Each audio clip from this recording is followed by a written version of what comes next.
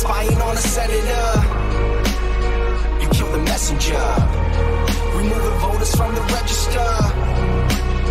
You kill the messenger. Need a solace any questioners.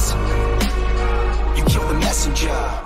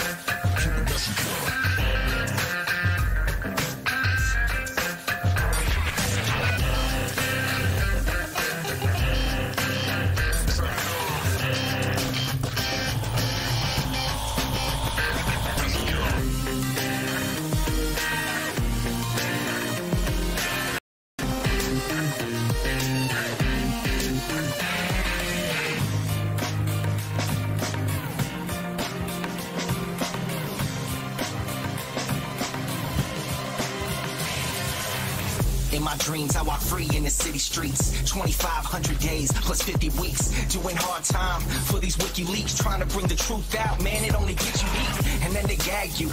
You don't get to speak. And when you get the leak, they try to hit the leak. The masses of the masses, they want this shit to street. That's why my middle finger's up to these sick elites. Playing on the regular. You kill the messenger. Free speech is the freedom of press. Take your deepest, darkest secrets, never leave them unsaid. If I'm a thief, then I'm a thief for the people you dread. The people want the red, while the blue you keep them in bed. See the sheep, keep them asleep, deceiving the weak. Keep seeking the leech till you cease, and I see your defeat. Until I'm deceased underneath a freeze of red sheep. Become a dead man, then I hit the switch and release. Goldman Sachs is Goldman Sachs is your creditor.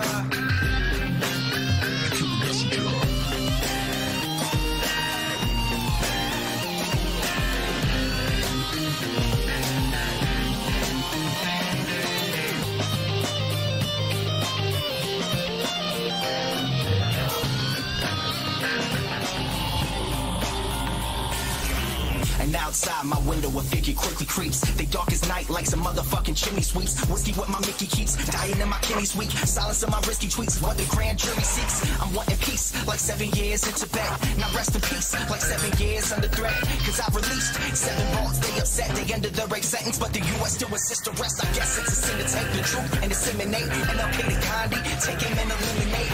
And I don't say I'm great, just wanna say what's fake. But if they kill me, a million others will take my place. The CIA's post like a knife the sharpest.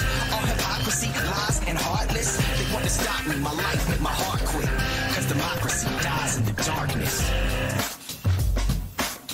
Cause democracy dies in the darkness. You kill the messenger. You kill the messenger.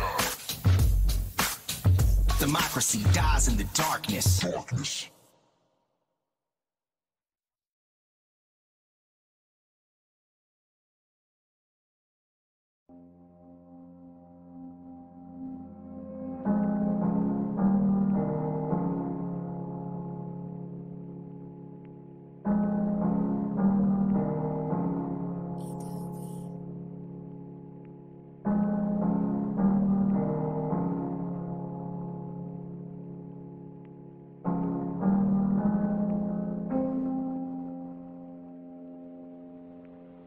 Feeling cold now, I got the heater on. Feeling sold out, even though I'm keeping strong. But can I hold out when every bit of freedom's gone? They want me rolled out, never to sing freedom song. I wanna see the sky, I wanna feel the rain. But gotta keep away from windows, that's some window pane. It's just a shame, couldn't have planned out all our dreams. Now I'd scream, cause there's a man in the machine. But the train is off the tracks, and damn, it's losing steam. I wanna call Christine, I haven't seen since 013. I'm missing life like 3 strikes each night. Seems like 3 nights ain't right. Can't fight, space light, hate life. Wanting to be snake-like, shedding off this gray life. In the dark can't make light, but where I'm headed now is brake lights. Where I'm headed now they brake lights. Counting days like brake lights, feeling weight like brake lights. Had a great life. Brake lights, brake lights, brake lights. Out of place like brake lights. In my face like brake lights. Counting days like brake lights, brake lights, brake lights. Sit here asking, what have I done? If these strings were cut, I'd see my son. And if I could just fly from this place, then I'd hold you in my love embrace. And if I could just speak to you now, I'd renew my vow and be in the now. Is this me in denial? Wanna remove stress from your brow and pay you back some way, somehow. But it's painted black, can see the way back now. But how's the house and how's your mom? I doubt the way the media portrays me makes you hate me. But to think you see that daily makes me crazy, that just ain't me. This is without a doubt going to be this generation's free Mandela movement. Every single generation must fight again the same battles that previous generations have fought. Brake lights, counting days like brake lights, brake lights, brake lights, brake lights, brake lights, brake lights. Brake lights, brake lights, brake lights.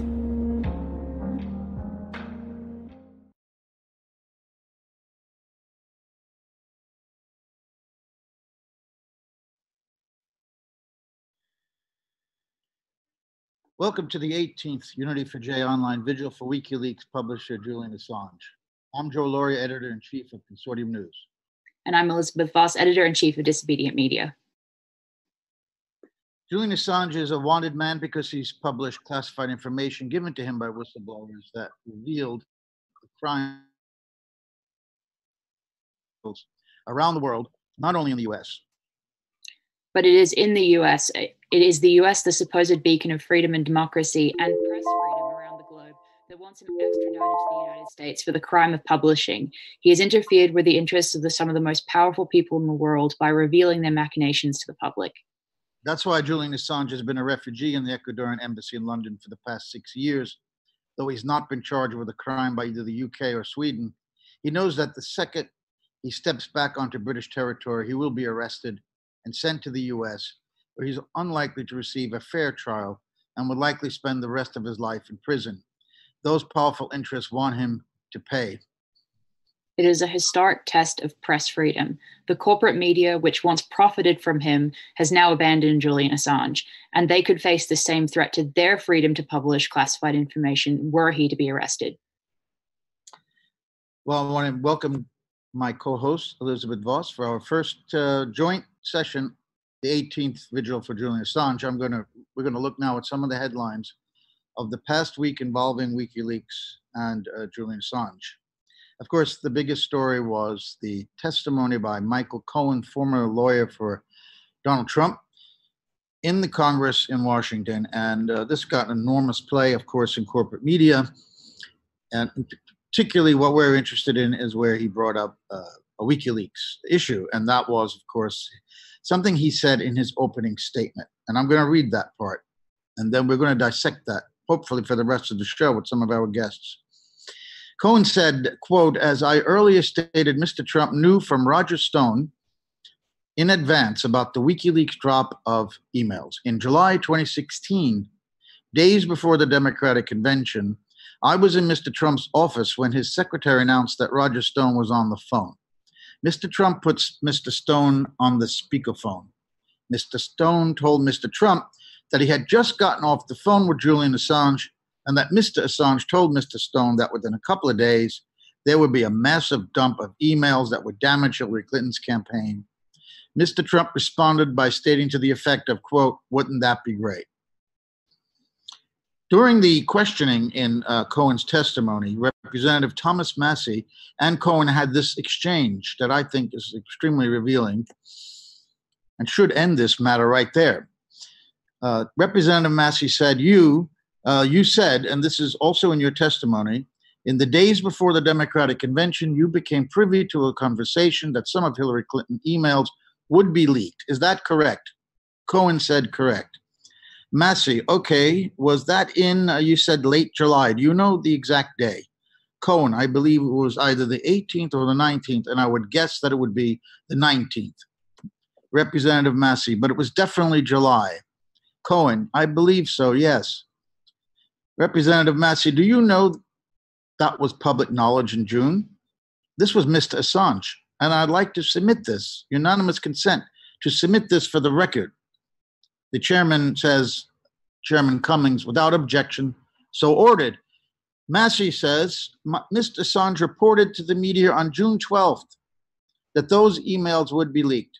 So I'm not saying you have fake news, he's telling Cohen. I'm saying you have old news, and there's really not much to that. There's really not much to that.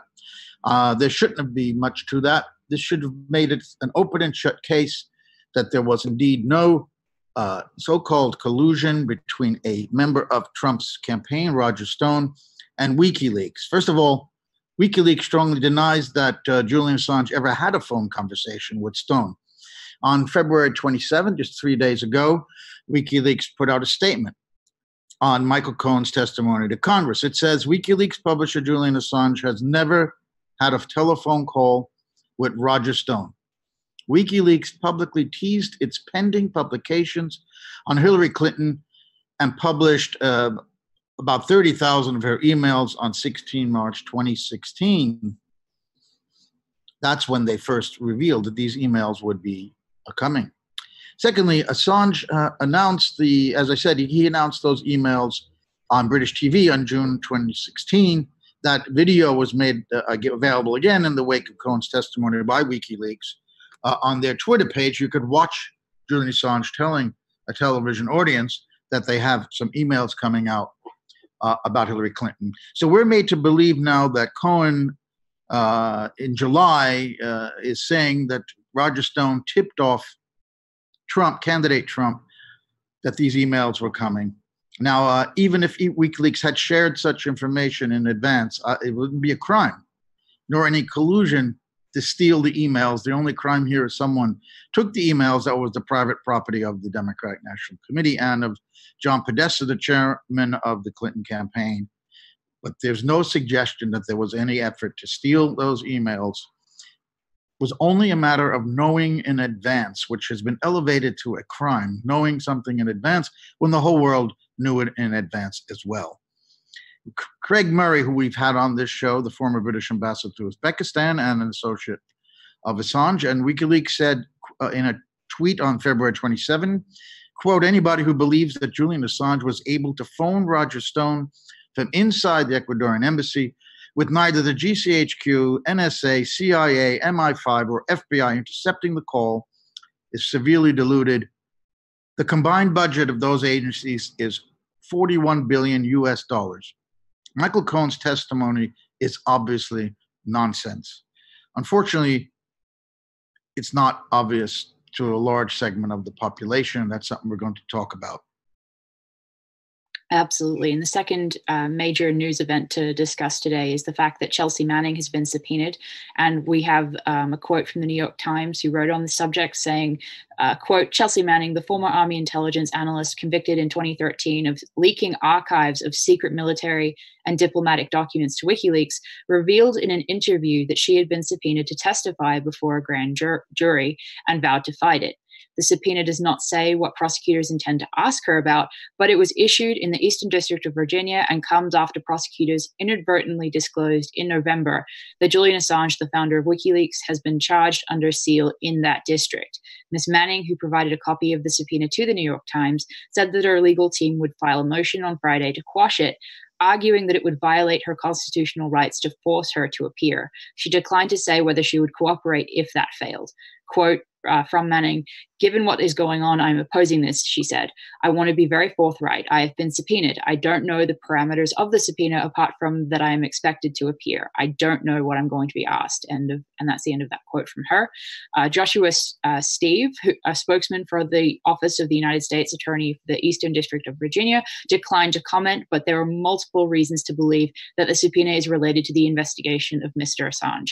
Among them, the subpoena was requested by Gordon D. Kronberg, an assistant United States attorney in the Eastern District. After an inadvertent court filing revealed that Mr. Assange had been charged under seal, it was Kronberg who successfully argued before a judge that any such charges remain a secret and should not be unsealed.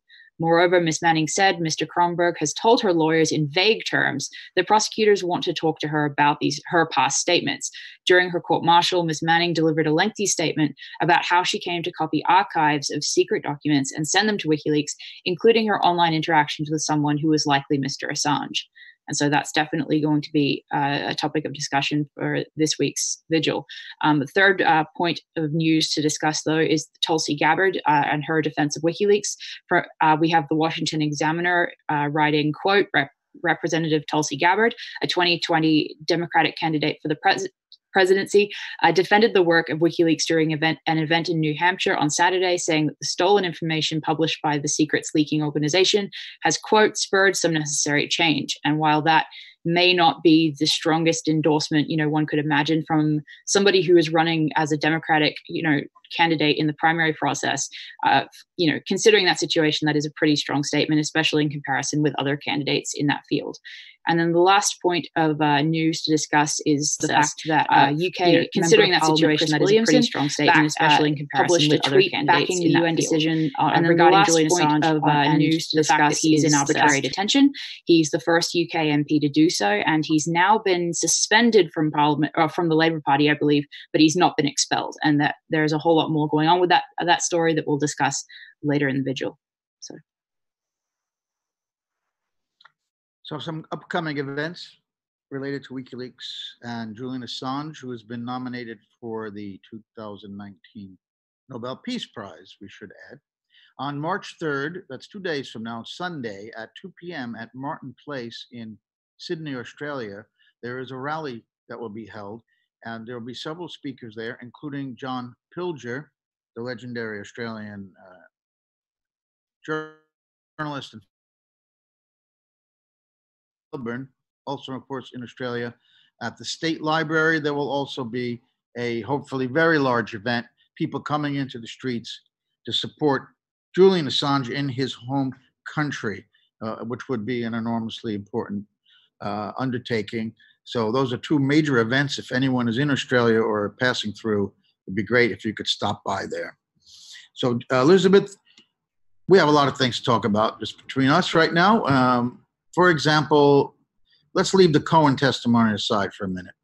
I want to talk to you about this Williamson situation. I think this is beyond troubling. First of all, and we've run at Consortium News, and you may have also at Disobedient Media, plenty of stories about, a couple of months ago, about the phoniness of this anti-Semitism charge against the Labour Party. It's clearly trumped up to destroy Corbyn in particular, who terrifies the establishment in Britain and in the US and elsewhere. If a Labour Party leader who's actually a Labour Party member in the traditional sense of defending Labour becomes prime minister, that would make a lot of problems for the establishment. And we have discussed on this vigil before how one of the possible ways for Julian Assange to get out of that embassy is if Corbyn does indeed become prime minister and allows him to leave, and if he has that authority, make sure that this very minor charge of skipping bail on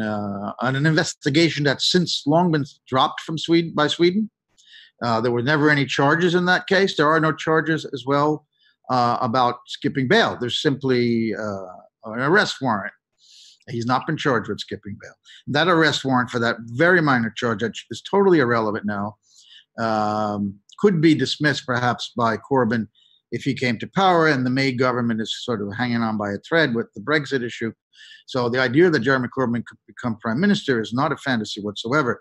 But here we see his party allowing this MP to be suspended and smeared again with this anti-Semitism charge, which I have no idea what has anything to do with the issue, which was he defended and agrees with a United Nations panel's decision that they've reiterated that Assange is being held arbitrarily and he should be released and even compensated. So what do you make of this in terms of the fact that Corbyn is the guy a lot of us pin our hopes on, and now his party has expelled someone for a very minor offense, if you want to call it that, of saying that the UN was right. He didn't even make, he didn't come right out and even say that he was supporting Assange or WikiLeaks, but that he supported the UN decision about WikiLeaks and Assange. True, a bit troubling, would you say? Absolutely. No, I think it's really fascinating that he tweeted this statement saying, quote, "I back the UN," and he was, kind of retweeting in that post Mark Curtis's tweet about the United Nations decision regarding Assange. So he posted that on the 23rd of December last year, so just a few months ago, and now we have this furor about an unrelated topic where he's, it's almost like it seems to me to be a pretext in order to kind of punish him for possibly this opinion regarding Assange. As we mentioned, he was the only UK member of parliament to say something like this. And even though we've seen members of the German parliament say, make similar statements or make statements supporting Assange, he is the only person in the UK to say this. It's saddening to see that these types of trumped up allegations and smears can so successfully blacken someone's name. When they very conveniently, when they've said something that is completely contrary to the establishment's narrative, whether that's about Assange or whether it's about the Integrity Initiative, which I believe he was also vocal about as well. And that's another narrative that would be very inconvenient for the UK establishment, especially. Yeah, well, we should point out that the reasons for his suspension were not, amongst those reasons were not the fact that he retweeted that tweet by Mark Curtis in defending the UN decision. But certainly that would not make him a popular person amongst at least a certain part of the Labour Party, which is the Blairite wing, which is almost indistinguishable from the Tories on many, many issues. And we'd have to include their position on WikiLeaks as well. The funny thing is that he's being smeared with anti-Semitism simply because he says the Labour Party had given too much ground, that's the quote, in the face of that criticism. He said that the Labour Party had been too apologetic over the anti-Semitism charges or smears, and was being demonized as racist, as a racist, bigoted party. I think Corbyn himself, who was an ally of Williamson, has said that, there's anti-Semitism in almost any organization and any party. And yes, there's some of that inside the Labour Party, but it was not a racist party and bigoted party. I mean, the idea of trumping that up like that is so obvious to destroy them politically with that smear. And he was just saying that they had given into it too much. That constitutes anti-Semitism or the grounds for a suspension, and there'll be an investigation right now. So you have to wonder if a guy who's already too left-wing, and that's I think the reason behind this entire anti-Semitism campaign, is that the Labour Party is being led by a member of the Labour Party who is true in many ways to the traditions of that party, which is to defend labor, working class, and to have very left-wing positions on foreign affairs and domestically. And of course, the establishment does not want to see Corbyn become prime minister. So, and he's quite popular, particularly within his party, who tried to remove him as leader.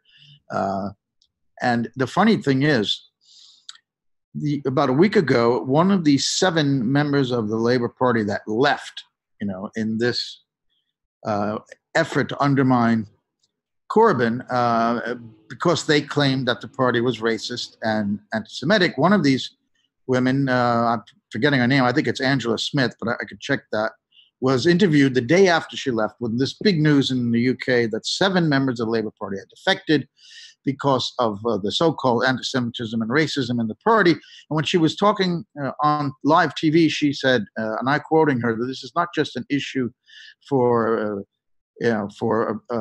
people of color, but also white working class people, but not just about people with a certain tinge. She said a certain tinge. She got into a lot of trouble for that. That was a racist remark. This is the anti-racism candidate. The whole thing is trumped up. And to drag him into this, because we don't know, we're not saying that was because of what he said about the UN's decision on Julian Assange, but you have to assume anyone who's actually kind of on the left side of the Labour Party is being targeted, and part of that is for a position he'd hold on Assange, as well as you mentioned, the Integrity Initiative. Can you, Elizabeth, tell us a little more about the Integrity Initiative? I think you've written a bit.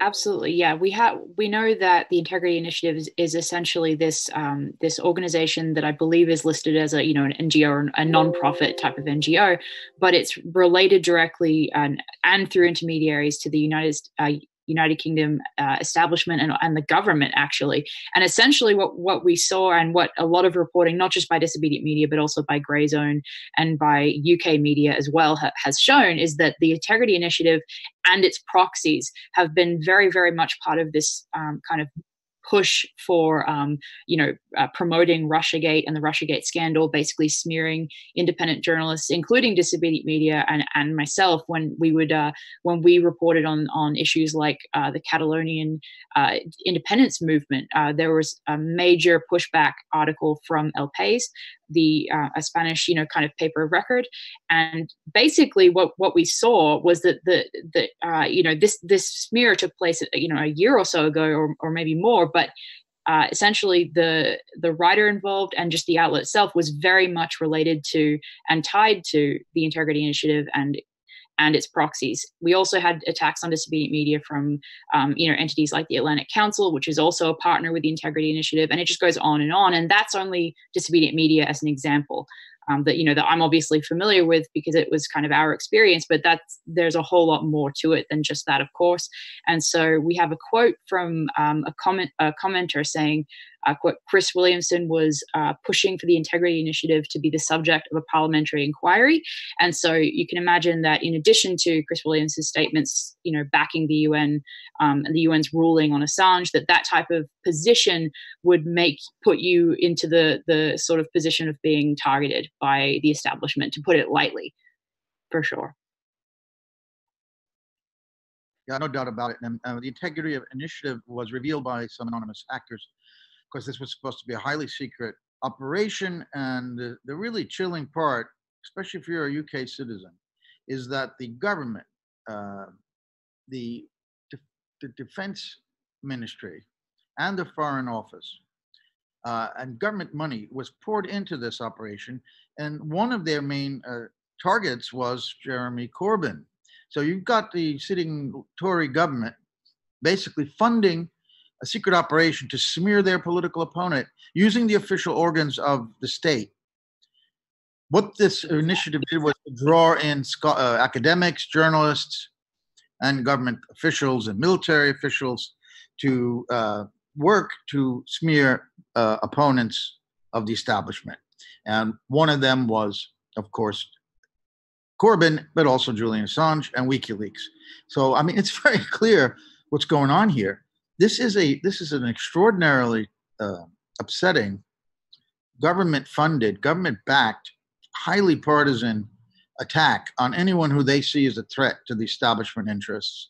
They're in power. They've got this enormous ability to influence events, and they are living a good lifestyle, and they love their power and their money. And anybody who comes along and tries to say, "Hey, wait a minute, you're doing a couple of things here wrong, and the people are suffering from your policies," and whether that be going to war perpetually, or your domestic economic policies, of course, those people have to be stopped, because they're in my opinion, they're not exactly in the strongest position.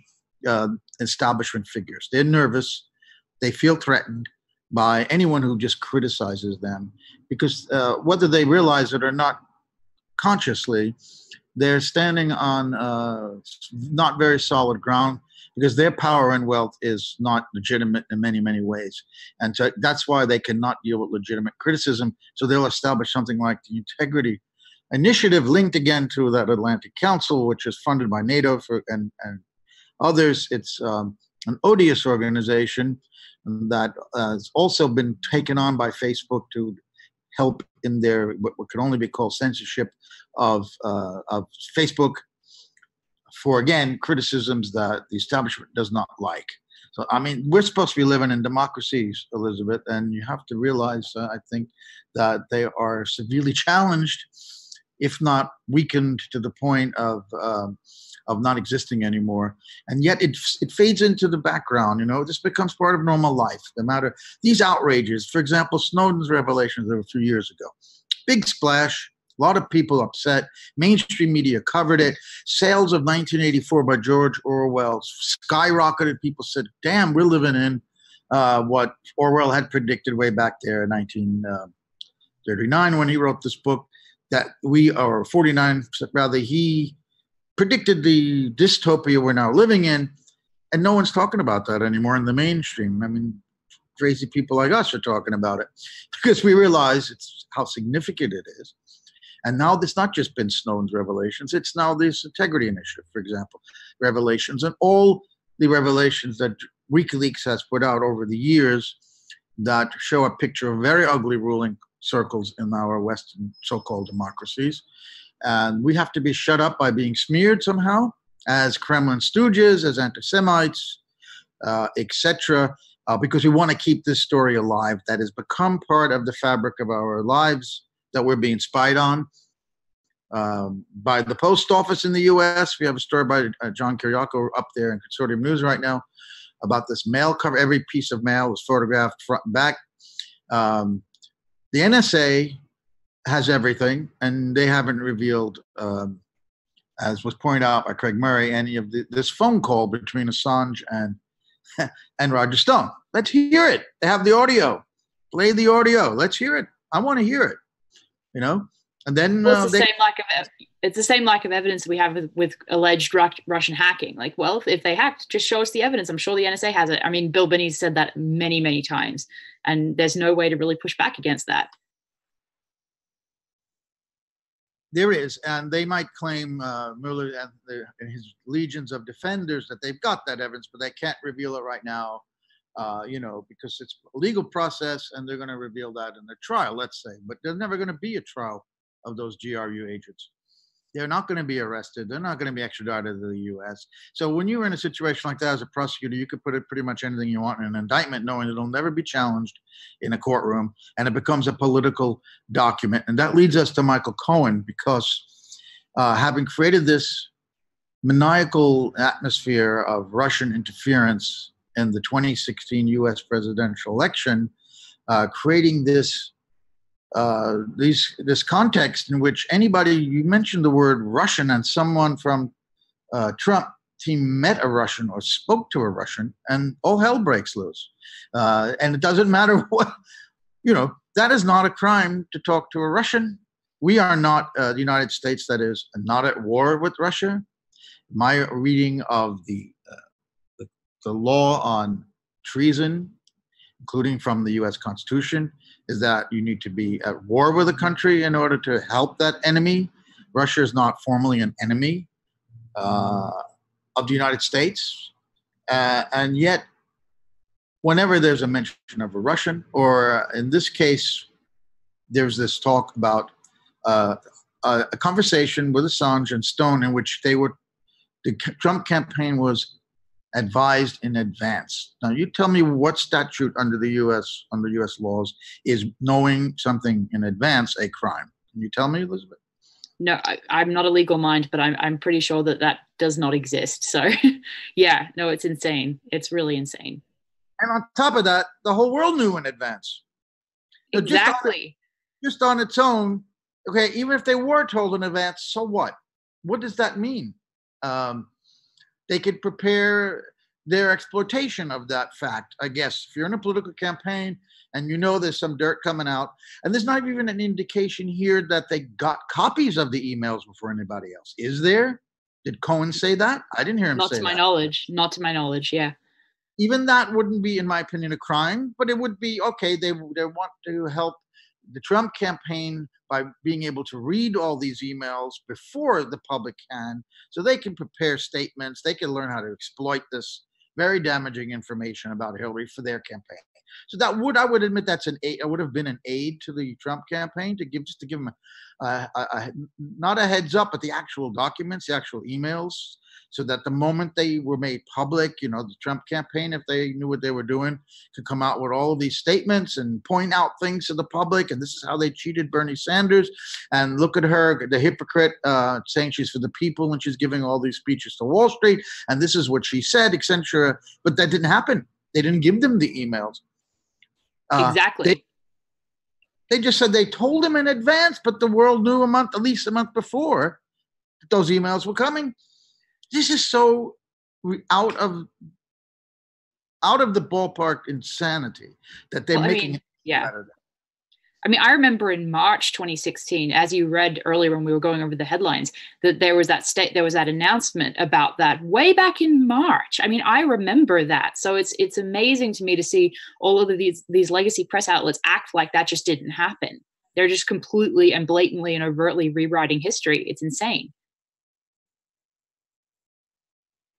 Act like it never happened. That is a great sentence to explain the MO of the corporate media, which I worked inside of for a quarter of a century, and I saw it firsthand on an almost daily basis with my own articles and others, where you leave things out that are inconvenient to your agenda. Rather than blatantly lying, although that could happen and has happened, plagiarism. There are all kinds of, there are some really bad reporters out there who've cheated and they've gotten in trouble. But that's not the way it's done. It's by leaving things out, sometimes even subconsciously, because it just doesn't fit into the worldview that you have. So it doesn't jump out at you as being important. But in a story like this, that Assange had announced it, and in March, WikiLeaks had indicated these emails were coming. If you write that in this story, in the context of what Cohen said in his testimony, story's dead. It's over. They don't want that. They need to milk this story for ratings, for readership, and for their political leanings and objectives, which are to attack Trump on everything except when he wants to invade Venezuela or bomb Syria. Then he's a great guy and you have bipartisan support. It is just so awful. They call that statesmanship. They're like, oh yes, he's learning the ropes, and it's disgusting. It's absolutely abhorrent. But I think that this also goes back to, in my opinion, watching this furor about Cohen and all of that develop. Meanwhile we have this article from the New York Times about Chelsea Manning being subpoenaed. What I feel that this narrative is being blown up to this degree right now, in my opinion, because it helps to distract the public from Julian Assange being prosecuted and persecuted because of the Manning era emails. I really strongly feel that, for example, the really fake Guardian story about Manafort, visiting Assange, and that never happened. There was no evidence for that, but that came out very shortly after the sealed charges against Assange were inadvertently confirmed. Like that really came on the back of that. So I think that, in my opinion, a lot of this is coming from not just the motivation of vilifying Trump and trying to create collusion out of nowhere, but also from distracting from the real reason that Julian Assange is being prosecuted and persecuted. So, well, it's yes, the WikiLeaks lawyers have been saying since a long time that there was this indictment sealed in the Eastern District of Virginia, in Alexandria, Virginia, where I live 10 minutes away by car. I often remark, I've been in that courtroom for that first hearing about whether to unseal this indictment or not. And it was based on the 2010, the Afghan cables and the collateral damage video. So why would they want to speak to Manning? It's really interesting because nobody from Mueller's office, and he's winding up his investigation, has spoken to anyone at WikiLeaks. And they can't tell you they don't know where Julian Assange is and that he could, can't be found. I think they know where he is, and they can easily send somebody to that conference room and sit across from him and ask him a whole bunch of questions. They've never done that. They've never contacted Craig Murray, who's willing to speak. They've not contacted Kim.com, who is willing to speak to them, who sent a letter to the Mueller office saying, I have information that's important for you in your investigation. Please let me talk to you. And they just ignored that letter. So why now Manning? Why do you think that they, and what do you think? She doesn't know what she's going to be asked. And she's fighting, by the way, this subpoena and trying to find a legal way around it. Because obviously a subpoena is a serious matter, and you could be, I think, even jailed if you don't show up.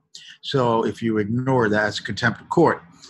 Why do you think now? I mean, we're just speculating because she doesn't know herself what she's going to be asked about. But are they finally getting around to asking people direct questions about WikiLeaks and their role in all of this, if there was one? But again, she would know nothing about the so-called Russian investigation. She was in prison in the 2016 election, correct? It was only at the end of Obama's term that he commuted her sentence. I believe it was May 2017 she was released, if I remember correctly. Right. So that was after the election, right? 2017. Right. So this should have nothing to do with Russiagate. What is the point of all of this? Unless it goes back, as you're pointing out, to the original, what the indictment's about, which is not going to be about Russia because A, they don't really have any damn evidence, right? That's why they're not even bothering to ask, it seems. Why bother when you know what they're going to tell you, that we didn't do it and, they can't prove that they did. This is what all the mania has been about. So you believe that they're circling back to the early days, about what the indictment's really based on, what events around 2010. That's what you believe? Absolutely. And I mean, when we look back at the Podesta and DNC emails, those emails were not classified material. That was not sensitive material that was, so you can't really, I mean, it's just implausible to think that the charges in the Eastern District of Virginia would relate to that. It's just kind of impossible. It's Mueller is impaneled in, or is set up in DC. It's a completely separate location. So I think that what the New York Times article confirms is that this does go back to 2010. And I think it also suggests that it's more to do with the 2010 kind of era of WikiLeaks publications rather than even Vault 7, which again, that was classified and sensitive information, which, many people have said that maybe these charges are in relation to that. Maybe in part they are, but I think this is really the central charges that, as you mentioned, have been have existed since at least 2010, and as you said, WikiLeaks legal counsel has said that many, many times. So I think that the idea that this is just out of nowhere is ridiculous, and I think that the latest from the New York Times really does confirm that this goes back to Manning era material. And the reason that that's important to take note of is because the establishment press. The majority of the establishment press was really behind Julian Assange and WikiLeaks when they were publishing that material.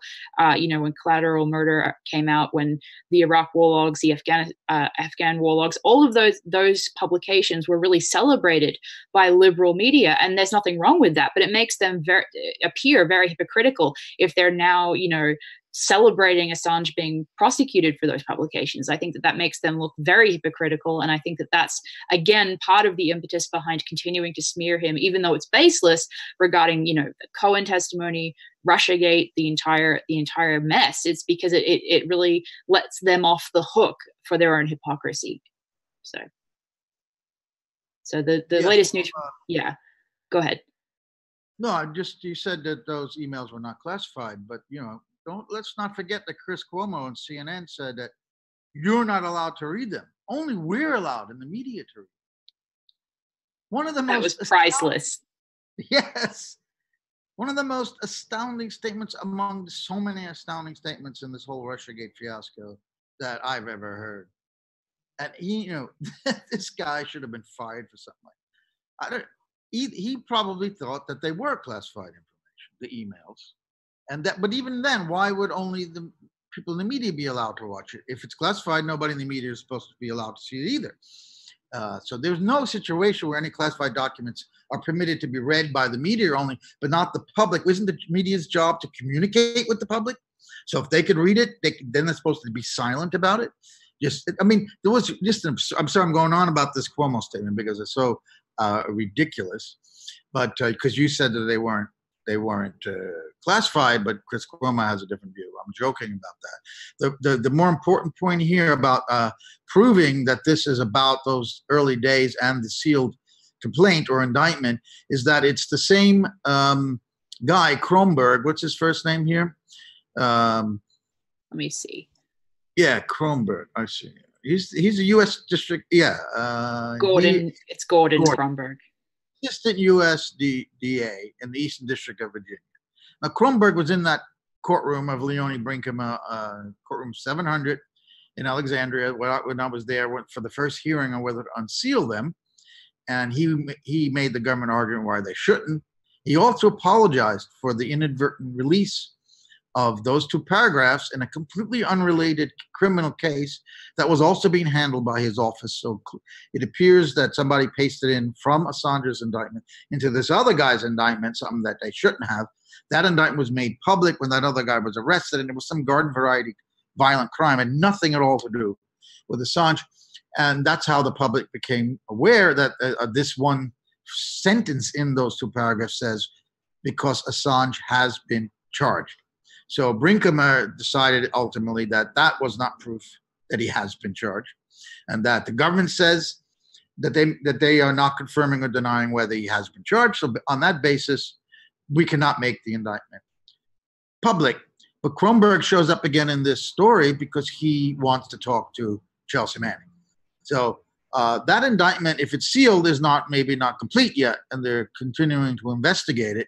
So it would have absolutely nothing to do with the Russiagate investigation. Not that it isn't troubling for Julian Assange, because look, I think obviously there is an indictment or a complaint of some sort, and bringing her in there will be tough because, first of all, we know already, because she was outed, that she was the source. That's why she went to jail. This creep who she was communicating with, I can't remember his name. Maybe that's on purpose. I don't want to remember his name. We, of course, exposed her, and she wound up going to jail and being treated very harshly. I really don't know what she could add. She doesn't know what she could add.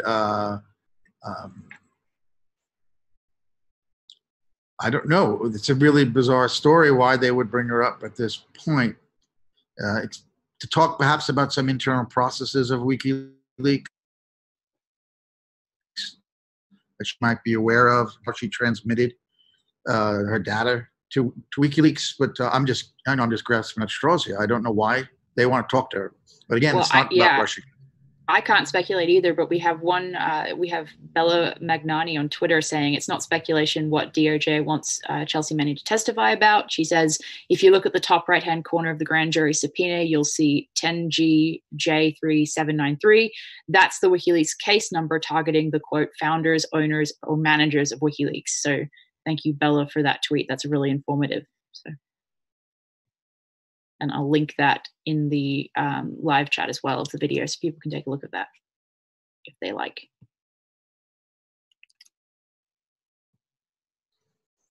So, Tulsi Gabbard, yeah, I'm just going to change to another subject from our headlines. Tulsi Gabbard is someone who, clearly the establishment doesn't want any part of. She is completely from out of left field when it comes to the rest of the candidates, the huge field that's developing already of the Democratic candidates on foreign policy. We've got Elizabeth Warren and Bernie Sanders, who are going to be somewhat more progressive than the centrist wing when it comes to economic policy, which is all well and good, and holding Wall Street to account, creating in Bernie's idea, some kind of democratic socialism, which, I have to say, really has ticked off establishment, including Mr. Donald Trump. Because if you recall in that State of the Union address, which was one of the most bizarre things I've ever seen. I don't watch a lot of TV, but I did watch that. And if you don't watch a lot of TV, you get this sense of eavesdropping on something. You know, it was like all these very powerful people in America inside the House of Representatives chamber in the Capitol building, and then Trump's up there, and I thought he delivered a chillingly effective speech. But there was one line he said in there when he said, "America will never be a socialist country," and I think, addressed to Alexandria Ocasio-Cortez, to Bernie Sanders, to anybody else who was thinking about socialism or some version of it, and also to the leaders, I think, of Venezuela, Cuba, and Nicaragua. I think they're targeting those countries because for the domestic reasons as well, very much like the original Cold War, when they went after, in the developing world, any countries that seemed to lean towards socialism or the Soviet Union, and would be somehow an encouragement to anybody in the U.S. thinking along those lines. So Trump went out of his way to attack those people. Tulsi Gabbard has been ignored by corporate media. CNN gave Kamala Harris, like a day after she announced, a town hall meeting, as if the campaign was underway already. It is so obvious what they're doing. This is not in any way journalism. This is purely pushing an agenda. It has become so obvious to those of us who could think critically about it. But as I was mentioning earlier, when you're living in this environment and everything becomes normalized, people don't think twice about that. That Kamala Harris, according to CNN, should be and will be the nominee, and Tulsi Gabbard is not worth 5 seconds. Why? Because she's bringing up very uncomfortable foreign policy issues, particularly regime change. This is her issue. And it's also raised a topic you never hear in the mainstream or in the Capitol, that the U.S. has dealt with some really nasty groups in Syria, in Libya, and elsewhere, earlier in the 80s in Afghanistan, jihadist groups, terrorist groups, if it serves a short-term American agenda. And these groups often come back and blow back to and attack the U.S. because at that moment they shared a common enemy, and the U.S. showered them with money and weapons and intelligence and whatnot. So Tulsi has taken that on, and for her now to say that WikiLeaks has brought about reforms that were needed. Is that what her quote was? I believe she said, that the documents that they published provoked needed necessary change. I think it was something along those lines. And while some people might think that that's, not enough, I think that as a presidential candidate within the DNC kind of framework, that's still a relatively brave statement to make, especially when you're up against people like Kamala Harris, who not only is being given these free, huge amounts of free airtime from outlets like CNN and its cohorts, but also has been sort of, I would say, protected on Twitter. So, because I've noticed that a number of people from different political persuasions have been suspended permanently on Twitter simply for criticizing her. Lots of different people have had their accounts absolutely deleted because they criticized Kamala Harris. So she's being not only given a platform, but she's also being protected from criticism. So I definitely think that suggests that she's basically the chosen presumptive candidate at this point. Well, there's no doubt about that. I was not aware that people who criticize her on Twitter have been losing their accounts. That is just even worse than I thought. But, when you mentioned earlier that the liberal media liked and republished plenty of WikiLeaks stuff going back to that time around 2010 about the Afghan war cables, about the collateral damage. And why do you think that is? Well, who was president then? George W. Bush, Republican. So when WikiLeaks reveals stuff that hurts a Republican president, that's on the front page of the New York Times. This is what it's sad that it comes down to that. Yeah, that it's the red versus blue type of scenario. That's really sad. It's beyond sad that kind of partisanship. When they will willingly say that a United States government committed a war crime. They're not saying that, but they're publishing information that clearly indicates that prima facie evidence of war crimes in those videos. Okay. They're willing to say that, but they're not, the liberal media is not saying that the United States did that. They're saying George W. Bush did that. right? Of course. He wasn't a political candidate. He was the president. He was representing this country as its leader, as its chief executive, and his military under his command committed those war crimes. So that was published in the New York Times. When we now have revelations that the top candidate in the Democratic Party cheated her primary opponent, probably out of the nomination, and that he very well probably would have beaten Trump, all the polls showed, and they preferred her because she was running the DNC. It was basically an organ of the Clinton campaign. It was not an independent organization to fairly set out a primary so everybody can get a chance, that the people, the party members who vote primaries decide. Then, WikiLeaks has got to be prosecuted. Julian has to be prosecuted now. But again, the prosecution came about because of, as we're saying, though, the earlier publication of these documents. And I've been working on this piece now for too long. But when you're an editor, as both of us are, you know how if you're dealing with other people's work, your own work suffers. So I don't want to complain too much about that. It's just a fact of being an editor. So I've been working on this piece about Espionage Act and Julian Assange. And the unfortunate fact is that the way it's written, and based on some amendments in 1961, that anyone in the world, it's a global treaty now, but it was originally 1917 only for somebody who leaked classified information on U.S. territory. Now it's anywhere in the world. And mere possession or dissemination by a journalist or a publisher is liable to be prosecuted. It's a draconian, horrible act. But it's the fact, and it has happened before. I'm discovering there was a publication called The Masses back in 1918 that their editors were prosecuted on the Espionage Act for certain publications that ran afoul of the U.S. government during a time of war. So they are clearly wanting to punish Julian Assange. And I'm worried that this Trump administration will do what other administrations since the Wilson days have not done, which is to use that provision of the act to go after a publisher. Even though there's been a challenge at the Supreme Court and it has withstood a First Amendment challenge, the Espionage Act, would seem to be in violation of that. The issue being the government cannot use prior restraint, in other words, practice censorship in advance of a publication. Cannot tell a publication, you can't publish that, even if it's classified. But they can wait for after publication, and then they can prosecute. But governments have refused to do that. And I give two examples, depending on paper's case. When Dan Ellsberg gave the papers to Senator Mike Gravel, and Gravel read them into the congressional record at a subcommittee,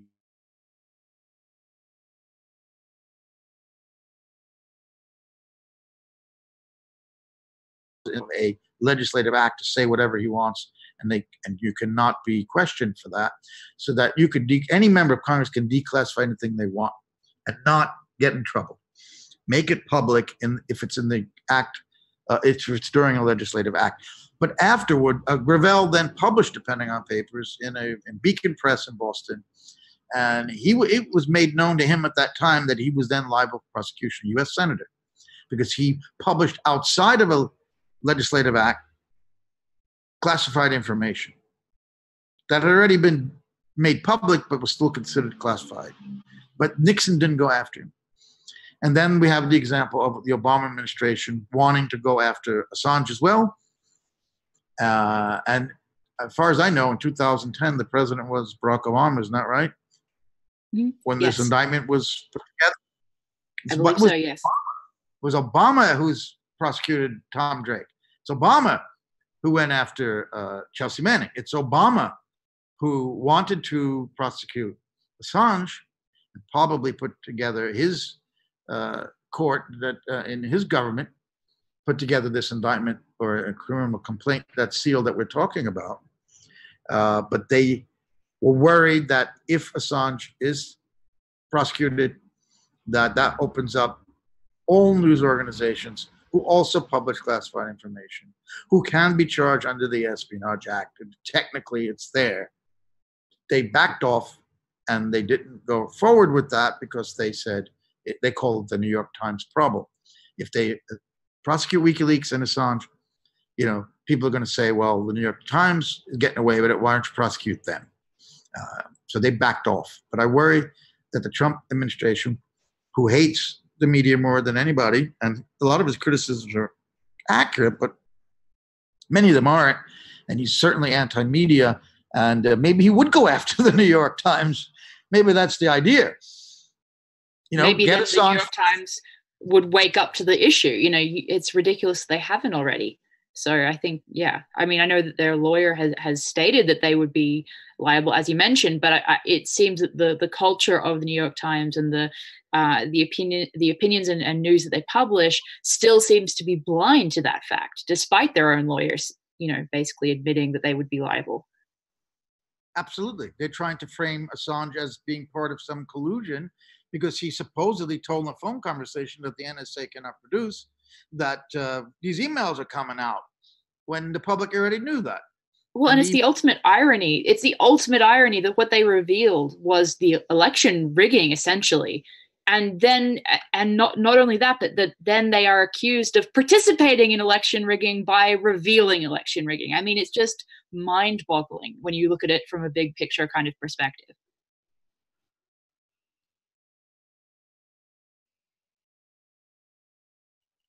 And then we also have, obviously, the news this week as well, the Chagos Islands, and forgive me if I'm mispronouncing that. You know, there was a big ruling and win in the case regarding the UK's refusal, and the UK then refused to accept that ruling. But basically, that story also hinged on a WikiLeaks cable, and that story also demonstrates the hugely wide-ranging value of the documents that WikiLeaks has published, because without WikiLeaks, so many different varying stories would not have been possible, or this legal case wouldn't have been possible. And that is absolutely, it's incredible that one organization has been able to produce so much material on so many infinitely, differing stories. And sometimes those stories become relevant years and years after WikiLeaks actually publishes the material, and they don't know in advance what's going to be relevant to who when. So I think that that's a really great example of the way in which WikiLeaks has just been proven invaluable to the public record. So, and I believe WikiLeaks' Twitter timeline is a great place to look to for information and updates on that case. Joe, are you back with us? I think your internet dropped for a moment. But I automatically reconnected, which was a relief. Good. Yes, infinitely important to help the public, and infinitely a threat to those whose crimes and corruption are revealed. And as you say, the irony is that the emails were accurate. Everything WikiLeaks has ever published is accurate. They verify everything before they publish it. It's the government's own words that are crucifying them. This is not a traditional type of journalism where you go out and interview people and rely on documents and you try to piece it together and get an approximation of the truth. This is the absolute unvarnished words of the government themselves in these documents.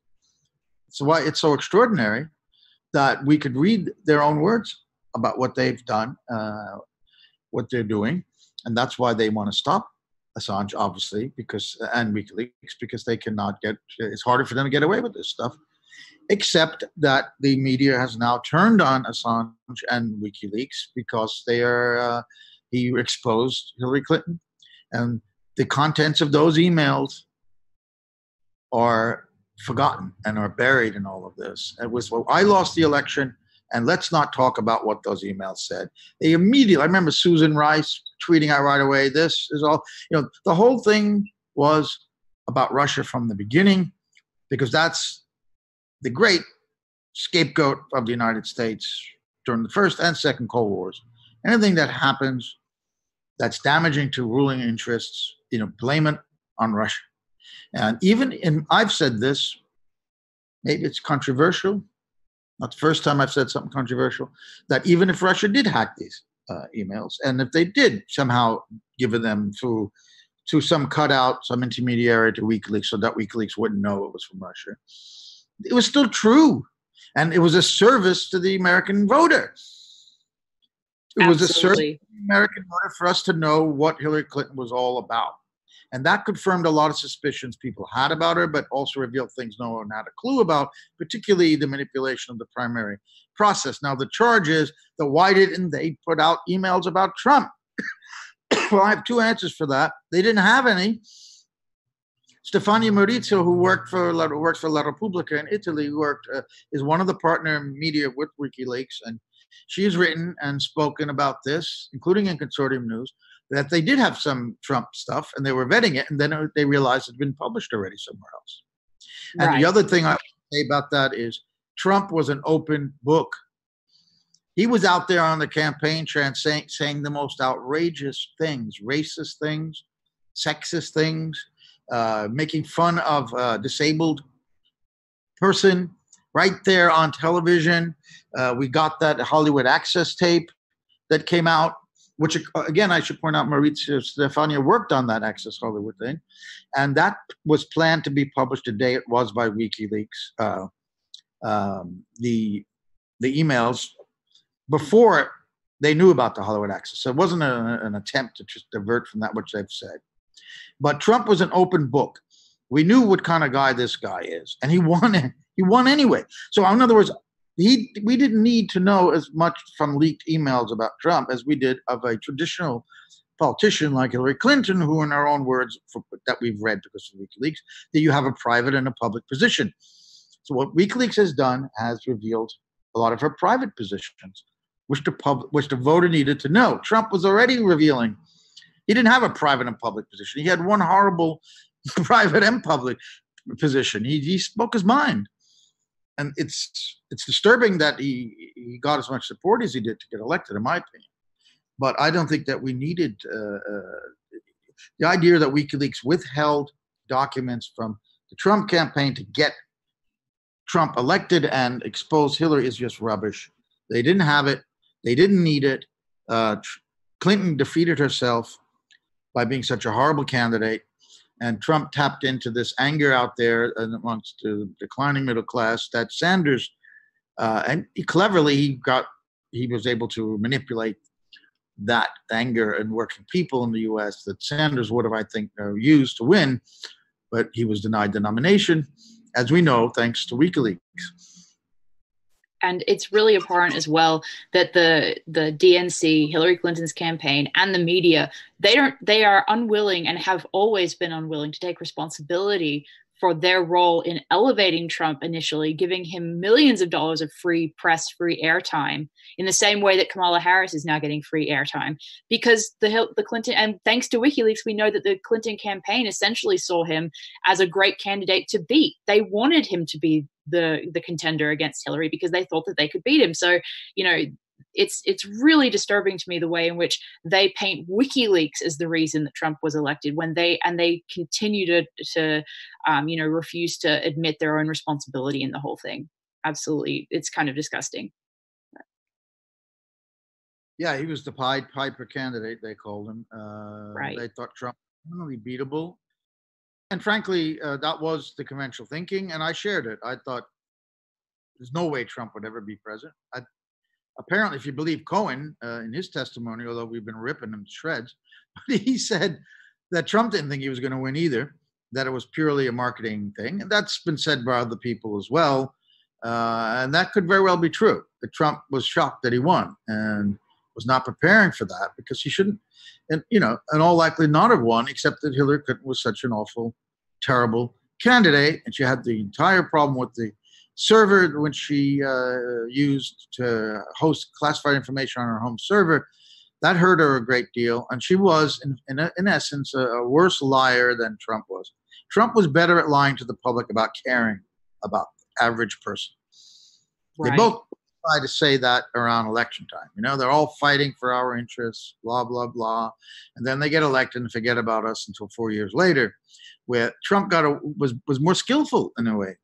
He tapped into, with racism being a part of, but not the only part, tapped into that desperate anger of people who said, let's take this woman, we know her. We know what we're going to get. We don't know what we're going to get with Trump. So let's roll the dice with this guy. And now we're expected to believe that this was WikiLeaks and Julian Assange his responsibility. Because he published, what was he supposed to do? Say, oh, I got all these Democratic emails, but you know what? It could affect the outcome, so we're going to sit on it. Now, and it doesn't matter who the source is. What matters is whether the news is accurate or not. Because Exactly. every source every source to a journalist has a motive for going forward and telling a journalist something, leaking something.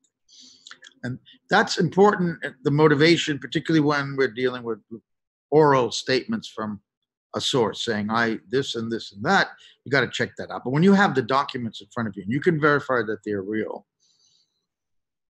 What news outlet wouldn't have published them? Really, forget WikiLeaks a moment. If the New York Times had been handed these documents, do you think for a moment that they would not have published them? I mean, it would be scary if they wouldn't have. Well, it's an interesting question, because I'd like to think, of course, that they would. But in the environment that we're living in now with the media, they may have sat on it. Now, Maybe. They did that with the James Risen story. Risen had information about wireless wiretap. Total violation of the Fourth Amendment in the Bush administration. And the New York Times top echelon there, including the publisher, was put under a lot of pressure from the Bush administration not to publish this story. And they didn't. They waited till after the election. This was Bush's second term election. So they withheld information that would have had an impact on the voter, even for a Republican candidate. That is mind-blowing. And what happened was that Risen was coming out with his book after the election, in which he was going to reveal all this. So he was going to scoop his own newspaper. So then they decided, well, we'd have to publish it. And all hell broke loose. And they tried to blame Tom Drake for being the source for that. He wasn't. But so there's an example where they did withhold a major story that had a huge impact on the American public. This is the very essence of the role of the media, what it should be, which is defend the interests of the public, defend the governed, not the governors, as Hugo Black said in his famous Pentagon Papers written opinion. That's the reason the press has freedom under the First Amendment, is to protect the public from their government. And the New York Times had a major story saying that the government, whether Republican or Democrat, was spying on Americans without a warrant, using 9/11 as the excuse. And they sat on that story because it could affect the election. And so I would think that in this environment now, if only the New York Times were given these emails about Hillary Clinton, then maybe they wouldn't have published it. Why should we give them the benefit of the doubt, Elizabeth, after all that we've seen, the way the corporate media operates? Would CNN have talked about these emails?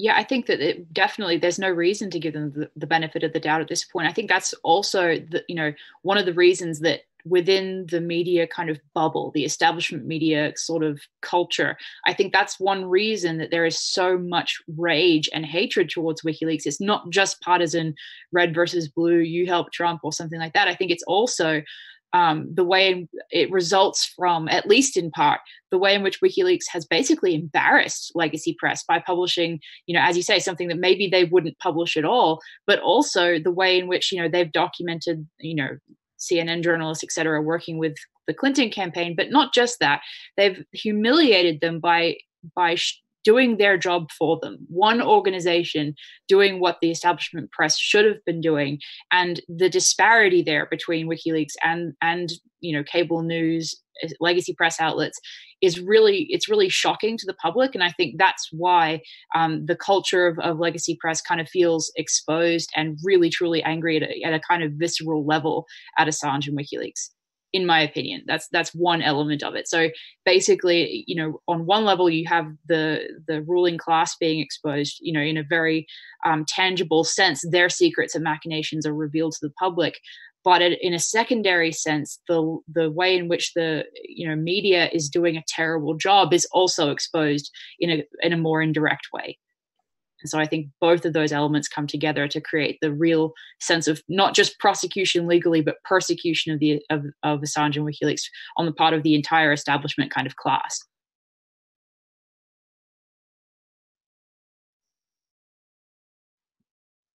Yes. All I could say is, yes, the media is failing in its obligations, driven by vanity and careerism. But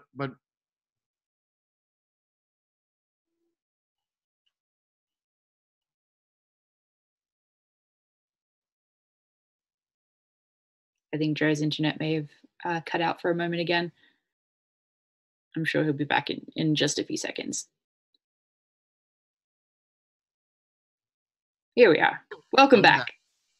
We're hoping that Peter B. Collins, the radio host out on the West Coast in the U.S., is going to join us in about 10 minutes. Great. Elizabeth, since you are an Australian living in Fayetteville, Arkansas, are you the only Australian living in Fayetteville that you know of? I've met a few. I'm not sure if the few Australians that I've met in this area are like residents of this area or if they were just passing through, but I have met one or two in the area. So that's been interesting. But there are very, very few of us in this state. I cannot imagine there'd be more than I could count on my hand. State. Yeah. I mean, I'm sure it's a very low population. I was just saying Fayetteville, but you said they were just passing by with a backpack or something, but you didn't really see them living there like. Yeah, you just kind of meet them once in a while out and about. So, well, I tell you, someday when we're having a private conversation, I'd love to ask you how you wound up there, but because I have no clue. But what I wanted to ask you about as an Australian is the importance of these rallies coming up in Sydney on Sunday and the following Sunday in Melbourne. Tell me from an Australian point of view why this is so important and why we need a big turnout at that. And John Pilger will be speaking at that. And I hope the big support's there and the public in Australia sees this. Absolutely. Yeah. So I believe the rallies are being held by the Socialist Equality Party in Australia, but, it doesn't matter what political, side of the spectrum you're from. Everyone that is in Australia on the East Coast, of course, should try to attend these rallies, which, as Joe mentioned, will be on the 3rd and the 10th of March. So just a couple of days from now. And I believe the 3rd of March, the rally will be in Sydney and the 10th will be in Melbourne, if I've got that correct. And essentially, from my perspective as an Australian, it's really humiliating to see a fellow Australian be so abandoned by the Australian government, not just right now, but for years and years.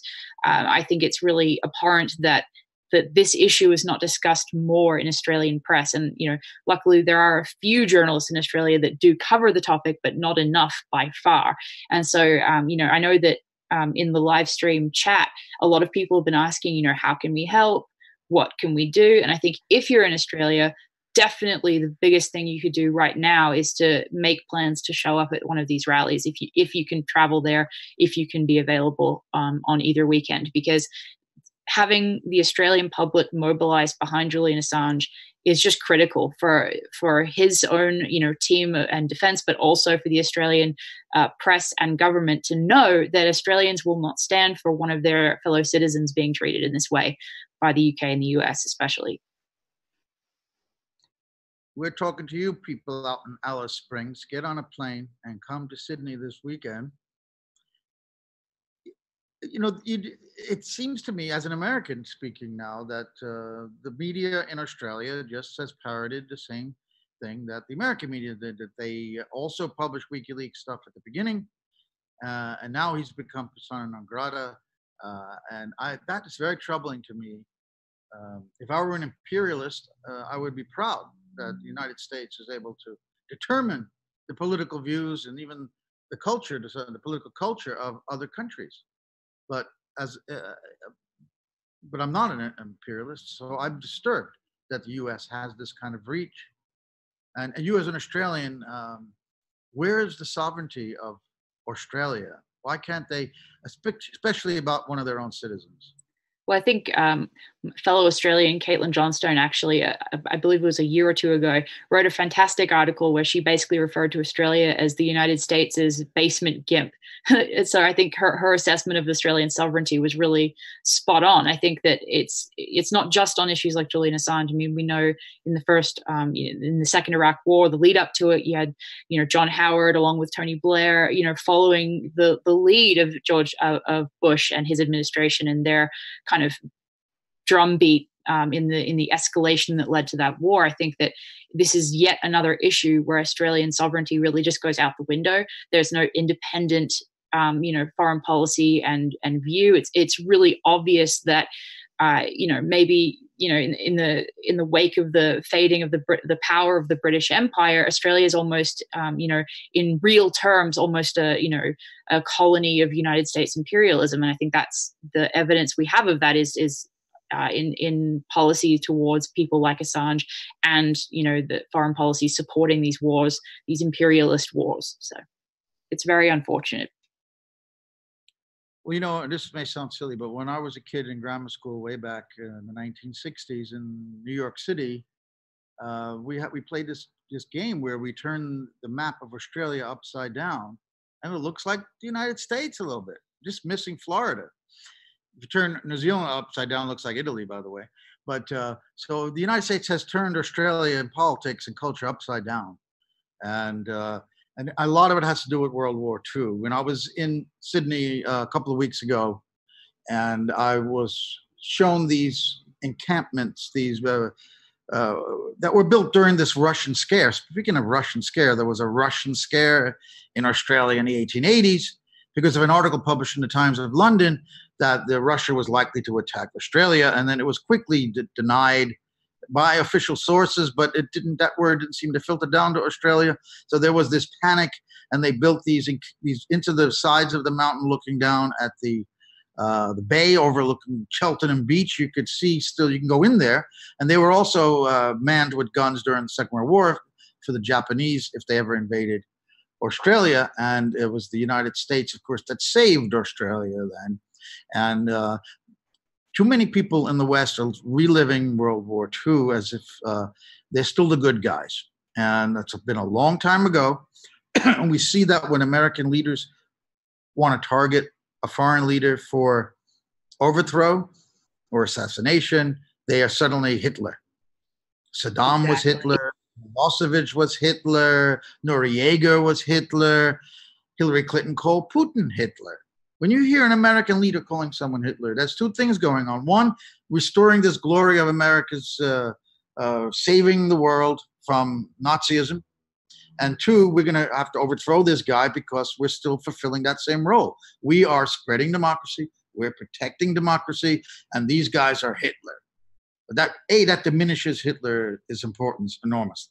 There have been few evil men in history as Adolf Hitler. So to compare a tin pot dictator, drug lord like Noriega, whose work is on the CIA books, by the way, as Adolf Hitler is absurd. And of course, also missing from this narrative is the role the Soviet Union played in actually defeating the Nazis. Of course, that's exactly what was on my mind as you were saying that, is that we pretend in the West that it was all on us that to defeat the Nazis, when the role of Russia in defeating the Nazis in World War II is just totally overlooked in history classes and in history books, for sure. Now you look at the character of the leaders in the West, like Theresa May or Trump or Obama or any of the more recent leaders, and to compare them to FDR, for example, is in other words, they're trying to hitch their wagon still to this idea that the Allies are defending the world. And what has happened over 70 years is they've become the more regressive and authoritarian force and violent force in the world to pursue and extend their own interests, economic and political power. And that is what motivates them, not saving the world from democracy, not spreading democracy, spreading this neoliberal economic system that benefits the top tier, transferring wealth from the bottom to the 1%. This is, anybody who's clear-eyed could see that, but if it's hard because the media doesn't ever explain it that way, they get on the bandwagon of America and its allies being the great force for good in the world. And Australia is, I think, still captured, at least the ruling classes in the media, with this point of view. And there's also a practical matter. Being a member of the Five Eyes, of course, Australia gives and also gets intelligence in their sharing agreements with the United States. And this is, something they don't want to give up. It's all about staying in power and keeping power and not about the public's interest. And I think Australia should be, the government anyway, not people, should be ashamed of the way they've turned their back on Julian Assange and WikiLeaks. But that doesn't mean the public can't come out and support. And let's hope that they do over the next 2 weekends to defy their government's treatment of WikiLeaks. They benefited from them. They published and made profit from the WikiLeaks revelations when it served their political interests. Now that it doesn't anymore, they've dropped it, and that is absolutely not the definition of journalism, not the one I grew up learning about anyway.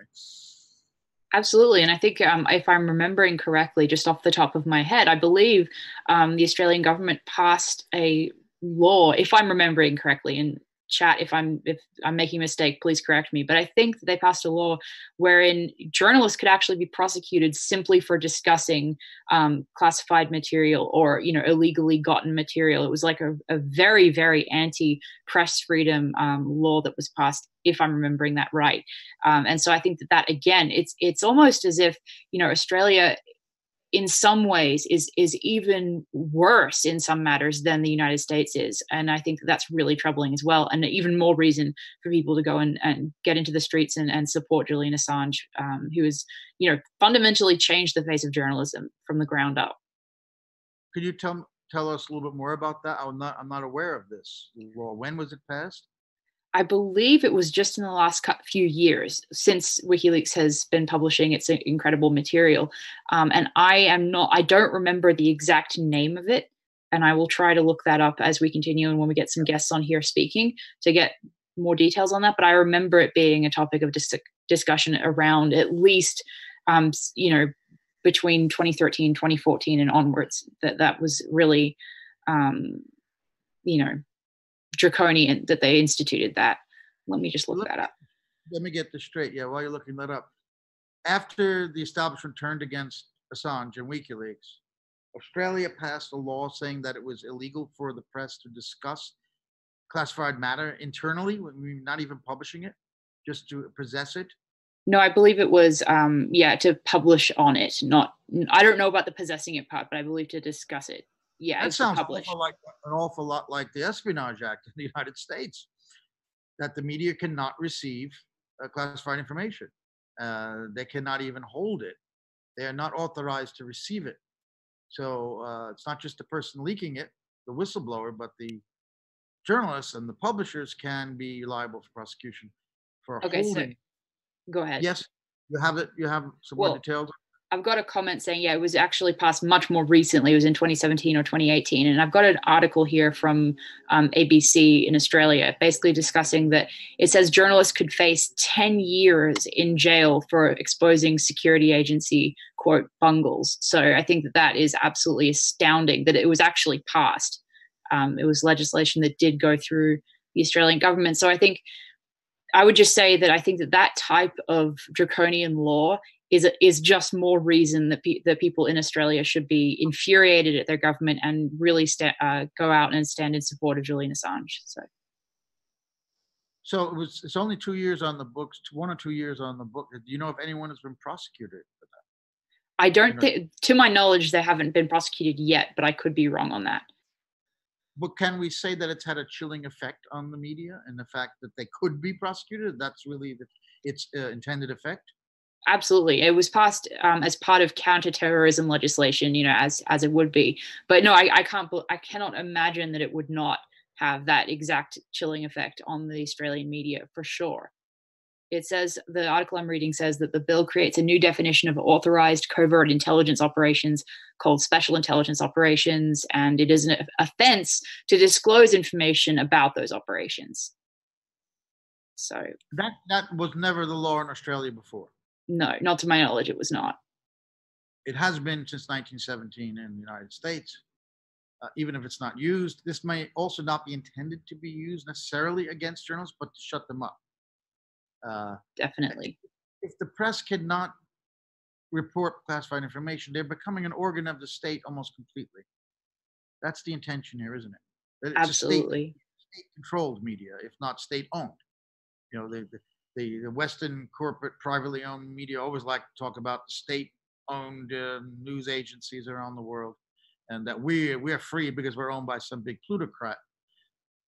But in fact, this law would shut up the press from saying anything. And in New Zealand, there was something even worse, where it became legal to spy on New Zealand citizens. Exactly. And I'm also seeing a comment here from the Sydney, and a quote from the Sydney Morning Herald on the Australian Tax Office whistleblower who is now facing 161 years in prison for exposing misconduct by the ATO, and they will not be protected by new laws passed by the Parliament designed to shield whistleblowers against the Australian government. So basically, although this is not a journalist, we're having, it looks like there is an Australian whistleblower who is now facing multiple life sentences in regards to this type of draconian law. It says the new whistleblower protections only apply to corporations, not government employees, living whistleblowers exposed. So ridiculous and horrifying, to say the least. Again, this is sort of just breathe it in with the air. Like, okay, these are the societies we live in now. This should be unbelievably shocking. I'm shocked. I was unaware of this.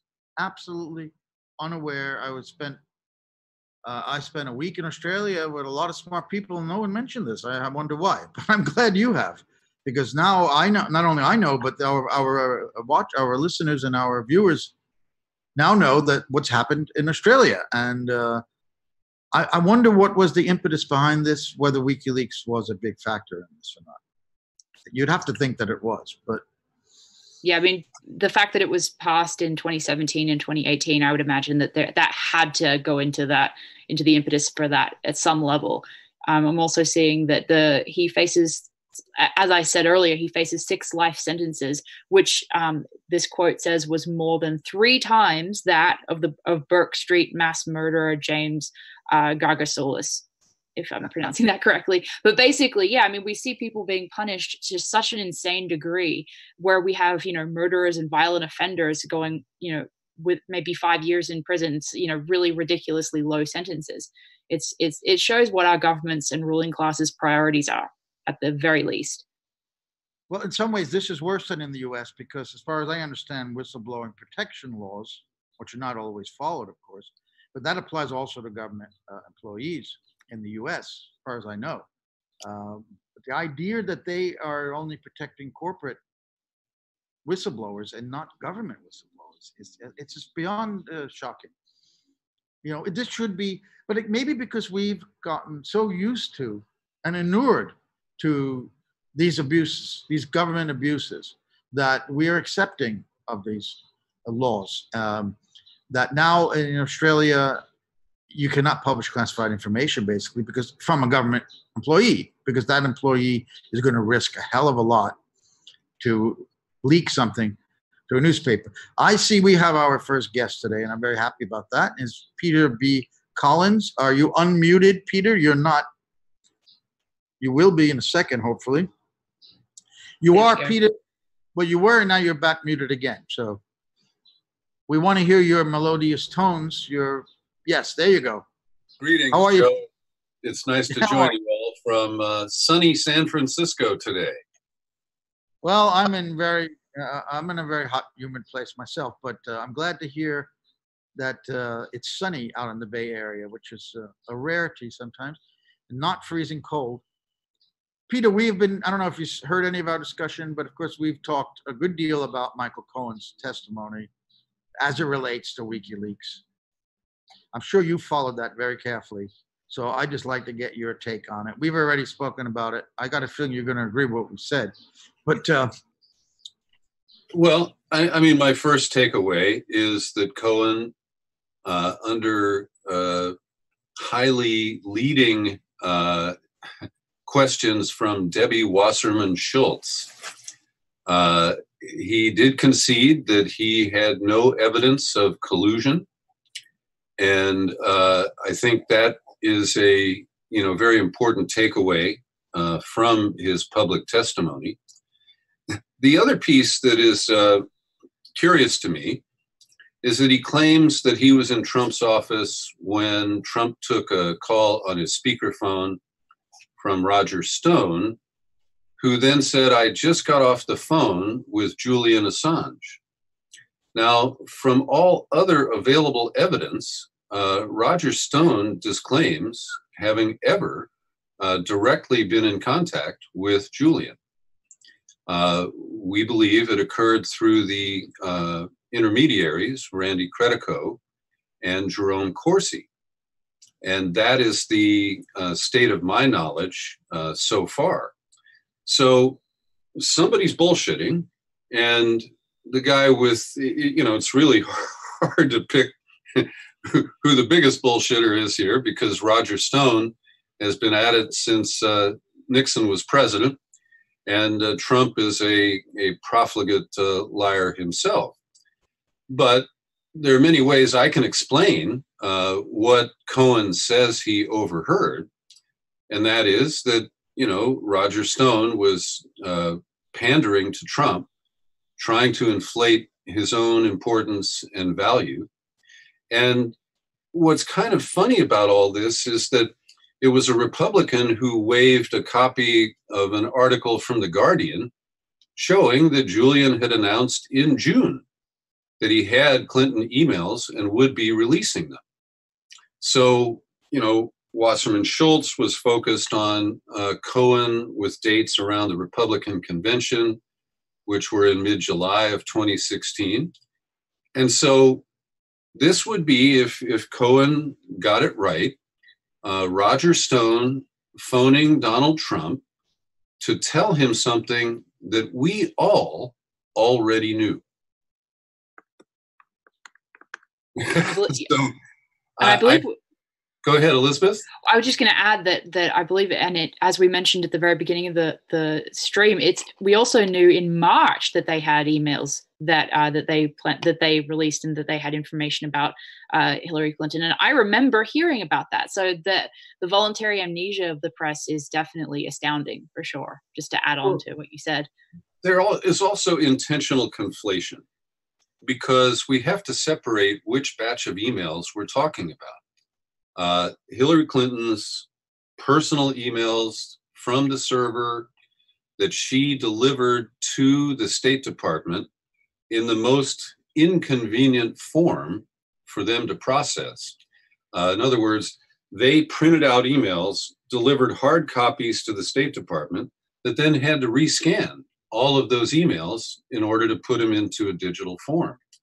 And that whole process was under the guidance of a federal court prompted by Jason Leopold and his Freedom of Information Act filings that were enhanced with lawsuits.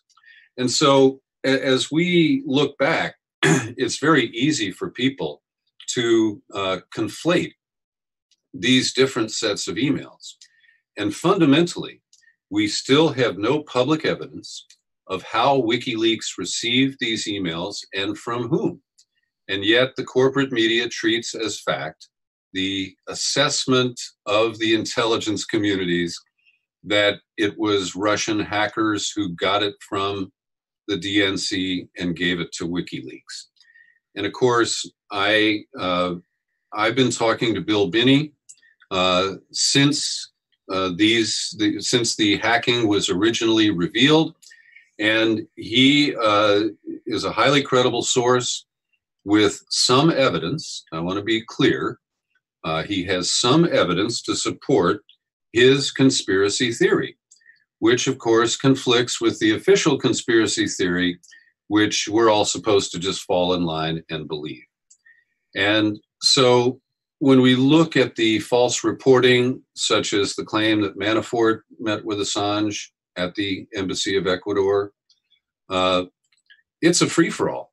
And in the corporate media, unless you're BuzzFeed, there are no demerits for reporting false leads and false stories. And, we still see people, despite the fact that there isn't a single indictment or plea deal that Mueller has presided over that establishes any evidence of Russian connections with the Trump campaign for the purposes of either getting money or getting dirt or working with the far-fetched scenario of the St. Petersburg troll farm capable of brainwashing millions of Americans who were being brainwashed by our own media at that time with the, the hyped coverage of Trump and just the way they gave him so much free access and allowed him to lay out his themes and his attacks with barely any kind of countering. And so I remain where I've been for several years, and that is that Mueller has uncovered what I consider to be many levels of corruption. And Trump is corrupt, and Manafort had his own schemes trying to dig himself out of his debt with Deripaska. The false reporting that Manafort was guiding Yanukovych toward Moscow and not toward Europe and NATO and the United States is a fundamental, not error, it is an intentional misleading claim that, again, lumped together with all this other stuff, leaves the average consumer of news in the United States pretty confused and willing to just accept what the consensus views are. And this leaves us, once again, very much untethered to facts, untethered to rational thinking, and subject to the clear manipulation that began with scriptwriters in the office of the Director of National Intelligence. And so as this proceeds, we get further and further from the original evidence, and the goalposts have been repeatedly moved. My number one offender is Rachel Maddow, and I force myself to record and watch her show every night just to see how she is advancing the telenovela, as I call it, with the latest installment and her highly repetitious coverage. And so where I'll end my rant here is that irrespective of Russiagate, Mueller, and WikiLeaks, Michael Cohen has delivered clear evidence of criminal wrongdoing by a sitting president during the campaign, during the transition, and since he was installed as president. And the Democrats won't talk about impeachment. And they are content to investigate him to death and to basically, encircle him with legal consequences for his cronies and family members. But they are not willing to use what is the clear constitutional remedy here. And, they have various excuses for it, but I accept none of them. Well, that could very well be the same reason why they wanted him to run against Hillary Clinton. They thought he was going to be eminently beatable, and of course they failed. So maybe they think now a wounded Trump going into 2020 is better than Pence, for example. So that could be part behind that political calculation. You mentioned Debbie Wasserman Schultz, Peter, talking about the email release and Democratic convention. I mean, she's quite a little bit self-interested in the fact that she was forced to resign as the chairperson of the Democratic National Committee, specifically because of what was revealed in the WikiLeaks dump of emails by Hillary Clinton. But I want to ask you this question, based on your knowledge of the U.S. law and statutes. Can you give us a statute that makes knowing in advance a crime? Because that's what they seem to be accusing Cohen and Trump of, that they knew, and we know now that they did not know in advance because the whole public knew in advance. It's WikiLeaks. But they seem to be saying, you knew in advance that these results were coming out. This is the collusion. Absolutely absurd. They never got the actual emails either. They were just told they were coming out, if that's true. And I think you're right. Stone probably just made that up to make himself look more important. But I'm just troubled by this fact that this is accepted. And I have to really, again, praise you for the heroic work you do and the very strong stomach that you have to watch Maddow night after night, because I cannot do that. But the atmosphere she creates is, and people like her, is that whatever is revealed is somehow criminal, like knowing in advance. Well, you know, I want to be clear that there's still a lot that we don't know. And I can create a very logical scenario that the obstruction of justice that is quite obvious was all around trying to contain any information leaking out about the Trump-Moscow real estate deal. And one of the things that I look at in relation to this is that, you know, we started with the schlubs, with Papadopoulos and Carter Page. And that was sold to us as, you know, contact with the Russians, trying to set up a meeting between Trump and Putin.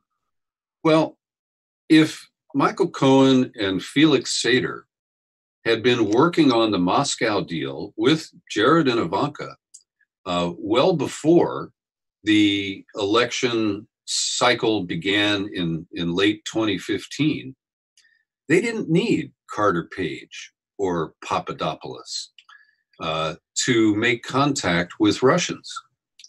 And so I feel that Trump's obsession with trying to control the story and the narrative, trying to always control anything that's about him and make sure that everything is about him, that's what led him to try to cover this up.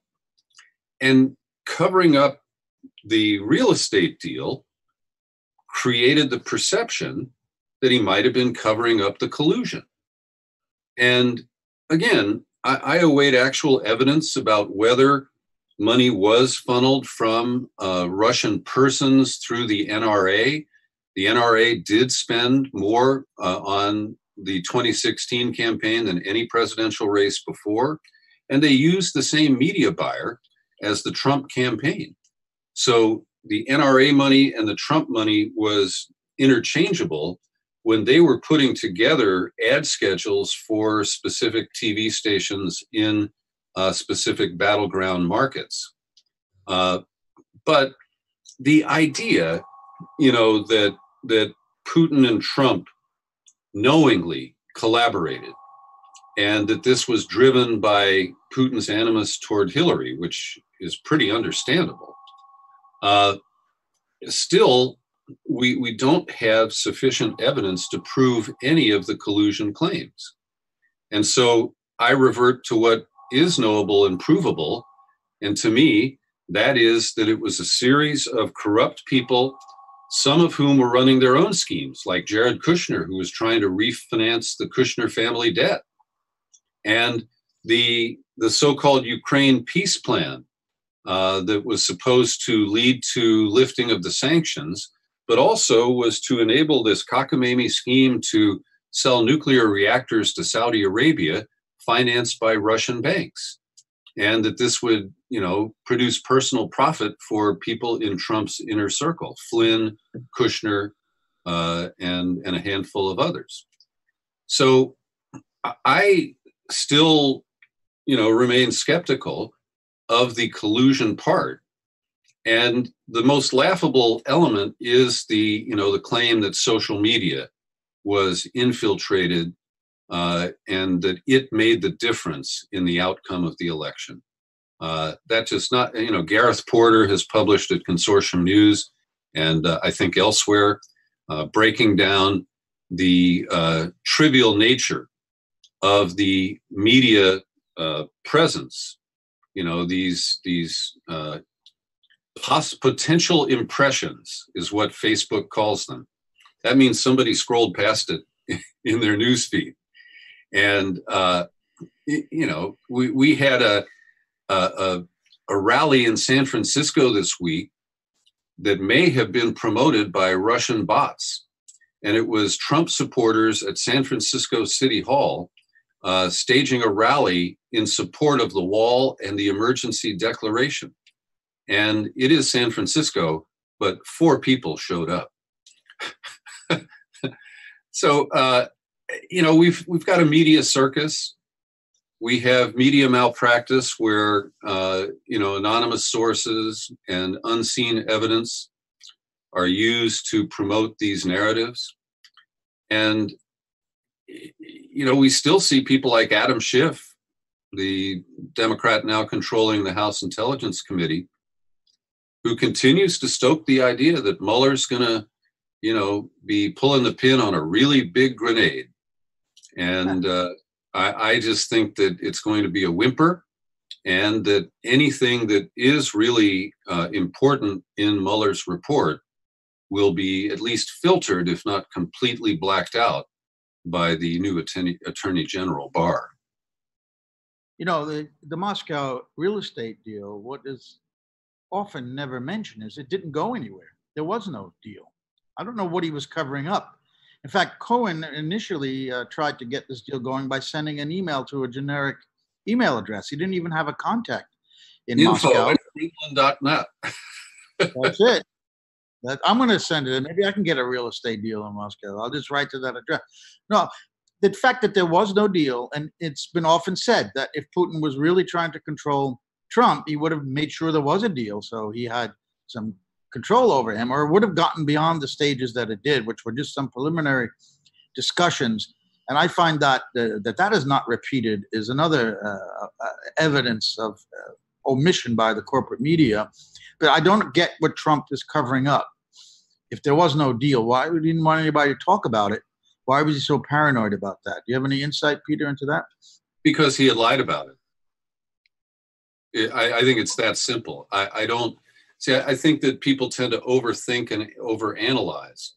And Trump as a character, and I'll just mention that I have a podcast interview up on my site right now with a Washington, D.C. psychiatrist, Justin Frank, who has done a series of books, and the latest is Trump on the Couch. And, he goes back into Trump's psychological history, his parents. He was an unruly kid sent to a military boarding school.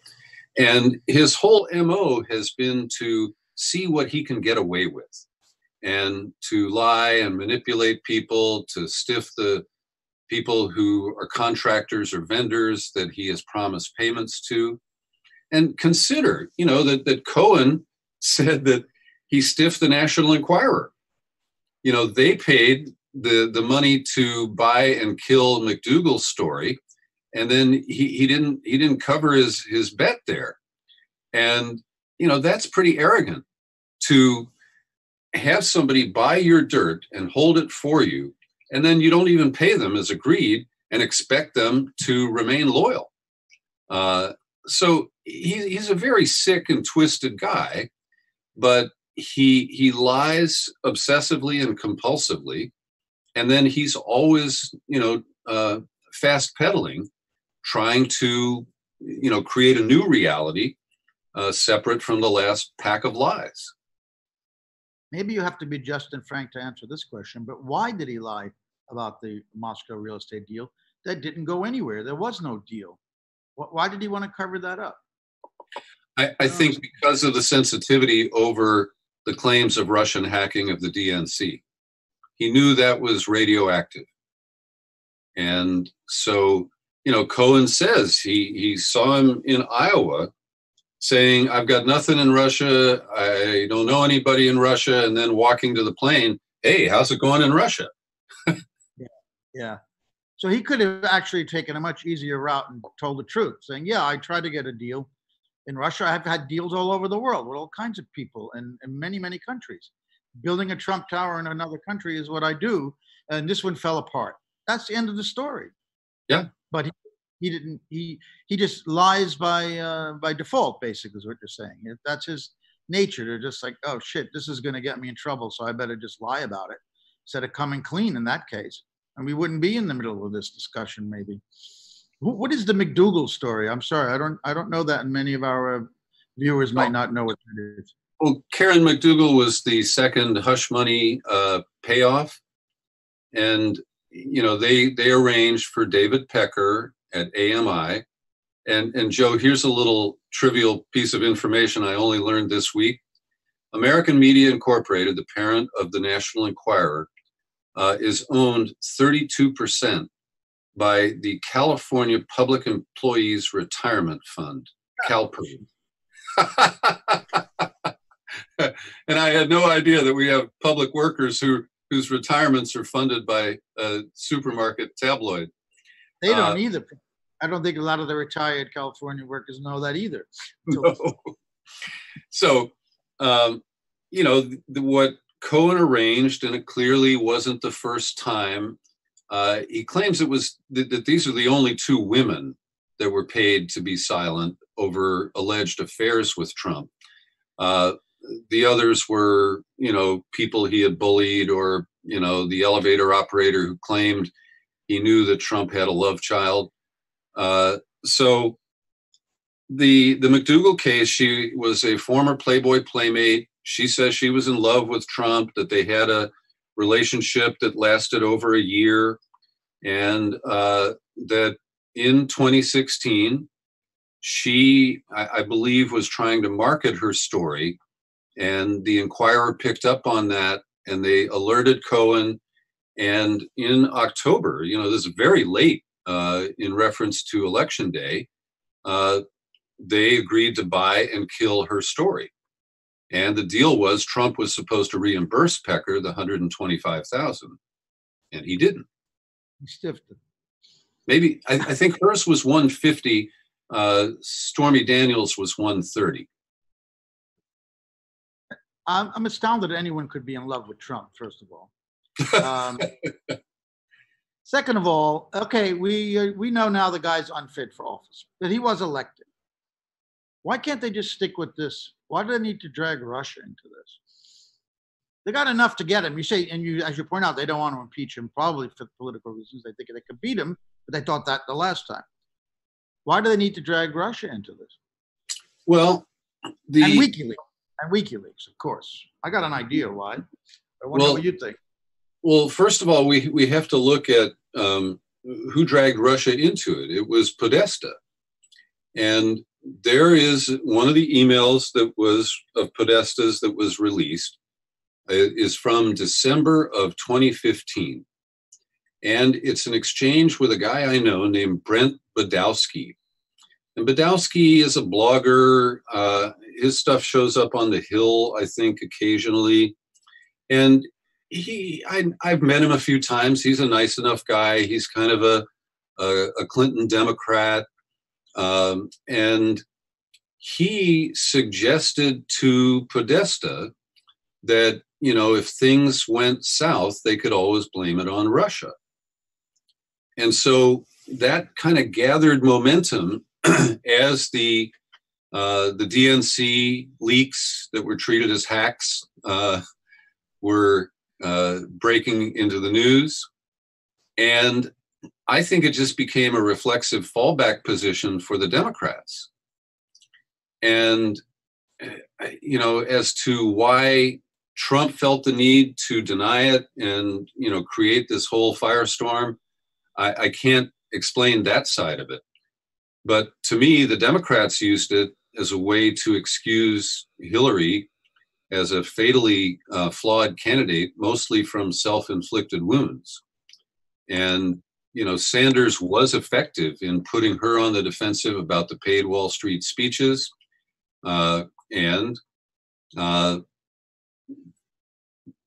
My basic bottom line is that it was the Democratic superdelegates who made the fateful and wrong decision to stick with Hillary in April and May of 2016.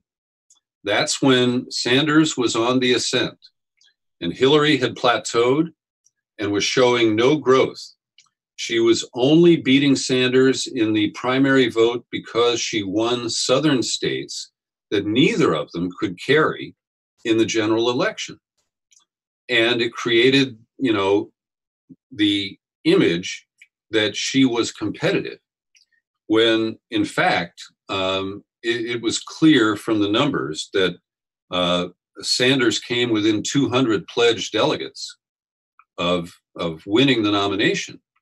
And if they had held an open convention, I think that Sanders might have prevailed.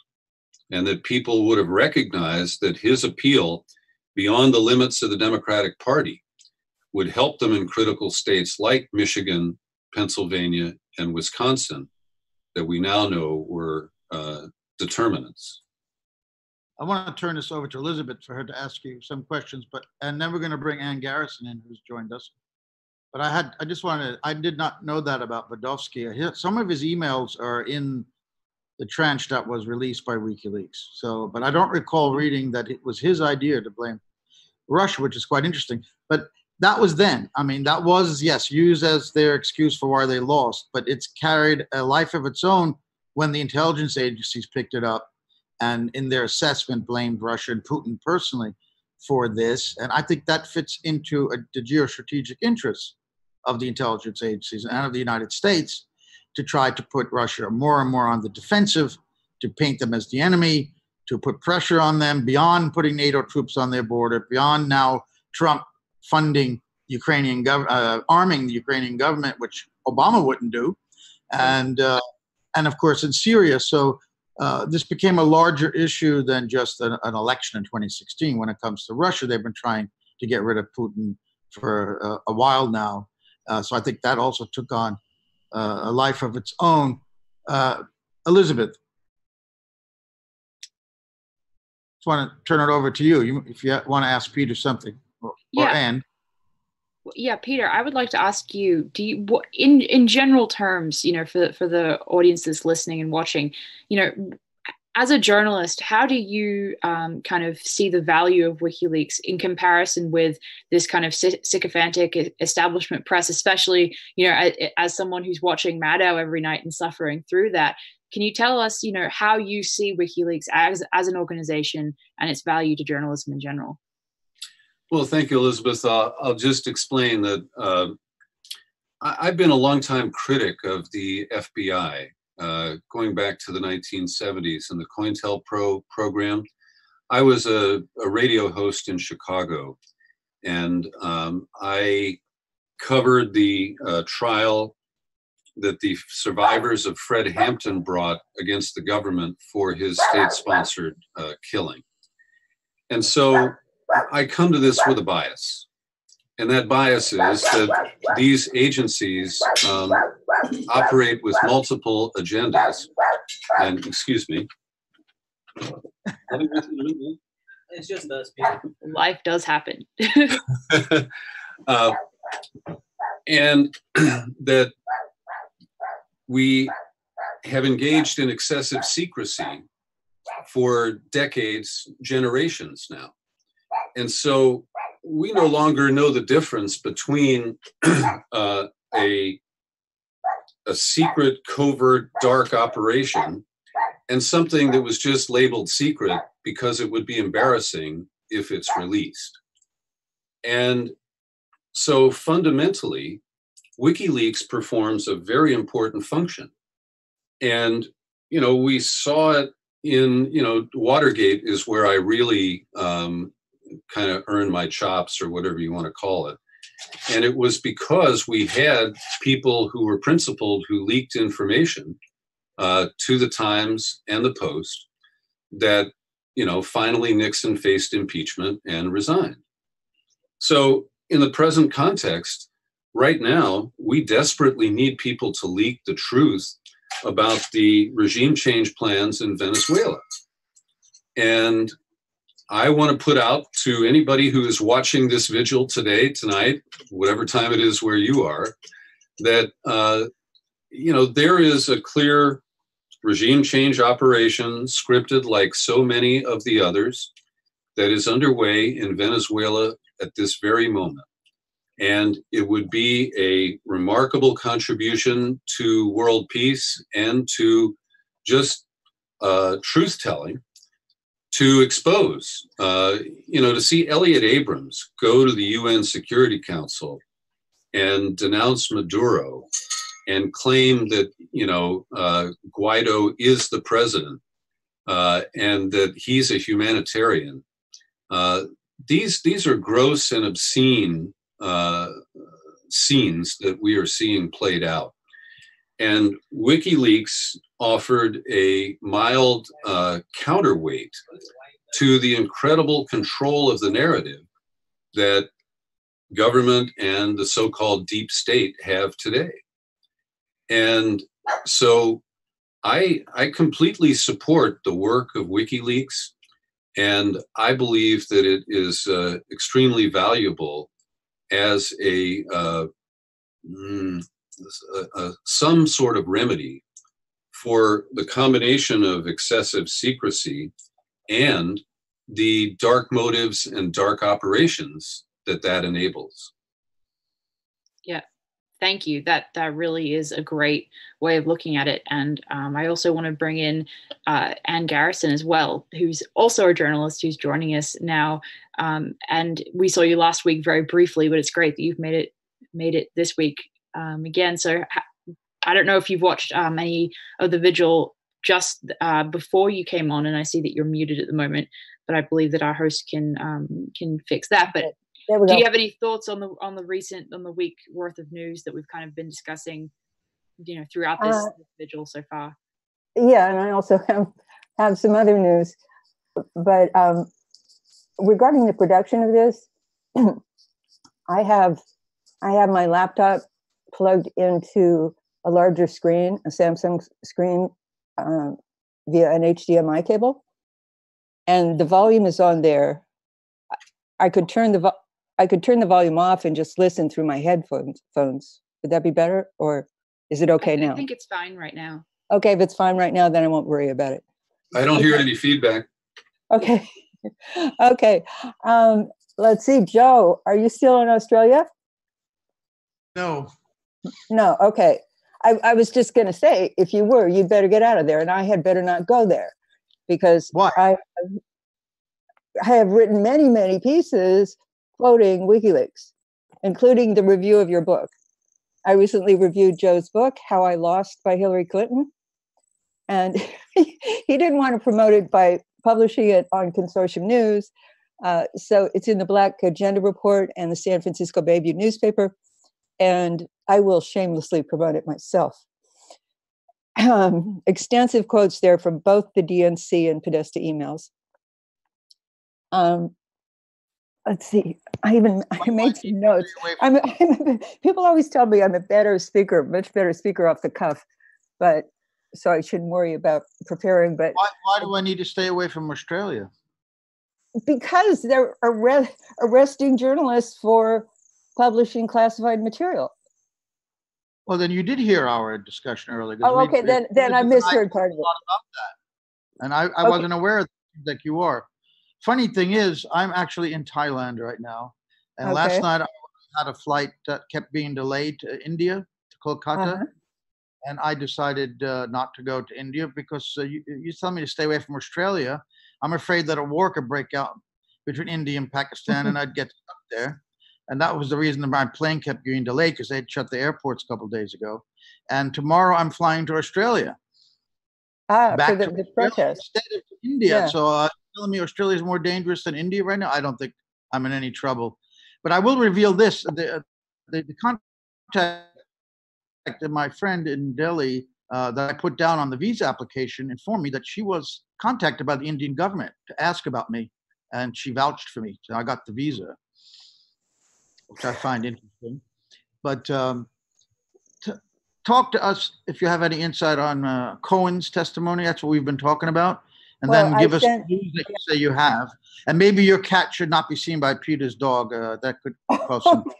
Okay. Well, my cat is friendliest when I'm trying to eat dinner or when she thinks she might get a little media attention. She's always here at the moment I come onto the stream. But explain the Australia business to me. I obviously heard something that I misunderstood. I thought that Elizabeth said that there had been a law passed in Australia about publishing classified material, and that someone had actually gone to prison for it.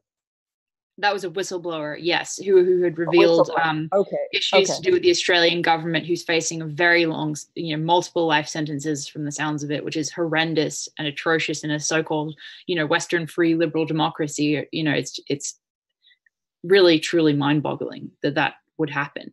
But that's what we're. Yeah, well, that's been happening here too. We were all afraid that Bradley Manning was going to get a life sentence, and she did get. How I called her Bradley. Pardon me, excuse me. She was Bradley then, Chelsea. She did get a much, much longer sentence than she served. Also, regarding Chelsea Manning, in I think it was 2014.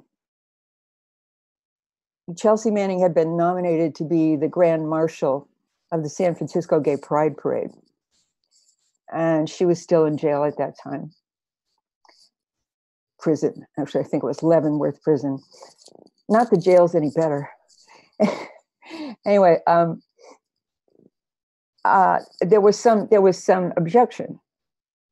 I can't remember which corners it was coming from. People who said that it was disrespecting the military. And they managed to stop it. And the argument went on for weeks. They managed to stop it, but she was the honorary Grand Marshal of the next year's parade. Well, while that was going on, the San Francisco Labor Council, this was in 2014, passed a resolution supporting Chelsea Manning and WikiLeaks. Now, you never heard of that because when people do things like that, it's unless they attempt to promote it, unless they attempt to promote the fact that they did it, it doesn't get out. And they only did it in San Francisco. They only made it public in San Francisco, where the parade had become an issue. But then again, this year, as I've told you just a few weeks ago, the San Francisco Labor Council passed a resolution supporting Julian Assange and WikiLeaks. And there's one thing I want to explain about that, and this is not to be discouraging, but there are 150 unions involved in the San Francisco Labor Union. It's a powerful organization, but there are only about 60 people who show up for the monthly meetings.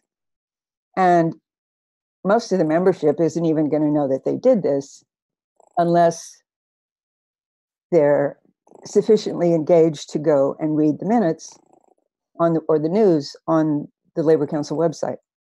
So I'm saying this just to be realistic about where the levers are, where we might be able to exert some pressure about this. Now, regarding news this week, this may seem to have nothing to do with WikiLeaks, but I was afraid that, well, I wasn't afraid. I imagined that Peter might have been at a demonstration I was also following. We had an incident. It's still on, well, we had a tragedy. It's still ongoing. And it turned into a triumph over the nasty, disgusting media here. The public defender, Jeff Adachi, who was a real pioneer in criminal justice reform. He could, I couldn't begin to list all of the things that he did as public defender. He was elected 5 times, and it's unusual for a public defender to be elected, but he was. He's hugely popular, and especially with Black and brown communities who are constantly persecuted by the police. And at one point, after there'd been a rash of Black and Latino police murders, he said, "We have a Ferguson problem." And that was just one of many things he did. He also, usually people expect a public defense to be kind of lame, just because somebody's poor, that's all they could afford. He made sure that every client of that office got the best defense possible. And he died suddenly. of a heart attack at 59 years old. And a lot of people were stunned and grief-stricken. And then the next thing you knew, the police had released this smarmy report full of details that they very well might have planted in the apartment where he died. And I don't even want to say what they were, because they don't deserve it. I mean, one was that supposedly he died with a woman who wasn't his wife. Well, why did that happen? Who knows why it happened? And why does the public have to know it anyway? And then they created other evidence of degeneracy and possibly illegality. Yeah. And then, that made people so angry that a crowd went onto Market Street, that's the main street through town, and marched to City Hall with his image and held a memorial prior to the memorial that will be held on Monday. And then the Board of Supervisors, which is like the city council here, because it's both the city and council Board of Supervisors, is holding a hearing about why the police released this salacious report. I mean, why did they have to? It wasn't a crime scene. And the person, Matt Gonzalez, his name, some people, I imagine Joe knows Matt Gonzalez's name. He was the chief attorney and now he's the acting public defender. And he has come out and said this police report and this police investigation is just not normal because it wasn't a crime scene. There's no indication that it was a crime scene. And it's also being investigated by a medical examiner whom Jeff Adachi had tried to have fired just a few weeks before he died for lying in a homicide case. Well, this has turned into quite a victory over the, what Julian once called this disgusting machine, the salacious media, because people had such a reaction to this. And the broadcast news picked up this police report and were blaring it for a couple of days. But now there's been such an outpouring that the tide is all going against them. And as I was listening to this, I was thinking, I want to read something that's related to this. I saw some headlines about Jeremy Corbyn today, and I really am going to tie this up in a knot. They were as bad as anything I've ever seen about Julian. Maybe I have another laptop I'm trying to get going here.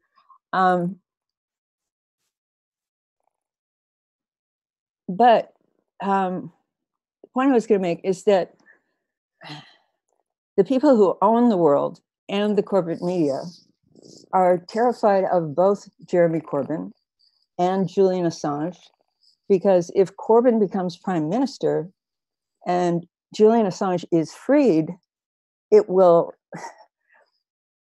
not only be, well, it will be a big victory over their corporate media, because they're throwing everything they've got and they don't have anything. They don't have anything. So here's an example of one of these headlines. Biographer claims Labor's Jeremy Corbyn is a Trotskyite who eats beans from the can and wants Brexit to fail. I mean, that is a Trotskyite who eats beans from a can. That sounds like something The Onion should have published. Yes. Well, and it's like this. It's as ridiculous as anything I've seen published about Julian Assange. One of the silliest ones of those was that he was damaging Ecuador's floors by skateboarding up and down the hall. I remember. Yeah. Ridiculous. Yeah.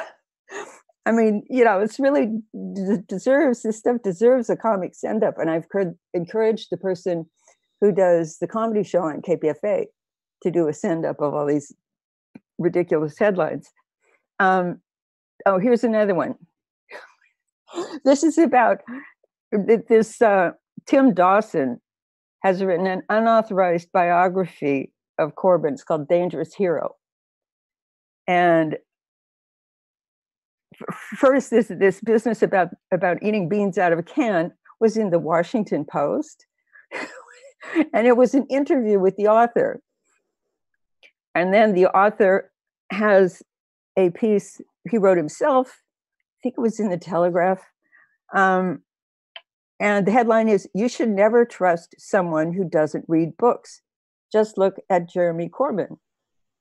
And what he's saying is he won't suffer any repercussions from what he wrote in this unauthorized autobiography because, no, I guess it's an unauthorized biography, not autobiography, because Jeremy Corbyn doesn't read books. Insane. Absolutely insane. And then those are the three top headlines. And then the third was Jeremy Corbyn's anti-Semitic Labor Party. Yeah, we discussed that earlier. Yeah, I heard that for earlier. sure. Yeah, no, it's totally ridiculous. I wanted to bring in a comment on Consortium News. We are streaming this live on Consortium's site. And a reader wrote, a quote, "I wonder if the recent Australian anti-espionage law discussed in this vigil might have been intended and or would be used to justify extradition of Assange and the Australian government's failure to protect him." I think that's an interesting point that's being raised, that maybe WikiLeaks was in mind clearly when they came up with this law, and that they could in fact prosecute him in Australia. They wouldn't even have to send him to the US. What do you think about that, Elizabeth? I think that's extremely disturbing. Absolutely. That's a really great point, and it's a really, horrifying point. And I hope that that's not true, but it definitely sounds like it could be. So if he went back to Australia, now I don't know how, the law only was passed in 2018, but WikiLeaks continues to publish. Right. But would it have to be classified information relating to Australian classified information? I'm not sure. I'm going to have to read more background material on this. I mean, as I said earlier, it was just an off the top of my head reference, but I am concerned that it definitely potentially could be relating to material that wasn't just to do with the Australian government, but I'm totally not sure, and I could be misspeaking on that point. Regardless, though, I would not trust, in my opinion, I would not trust the Australian government to keep Assange safe if he was to return to Australia. I think that it would be very concerning as to, I think that the Australian government would be just as likely as the UK government would be to hand him over to the US via extradition. And I think it's definitely something to be worried about. But you would have to go through the courts in Australia. Right. You might, if there's a judge who would not agree, that's the only hope that could be.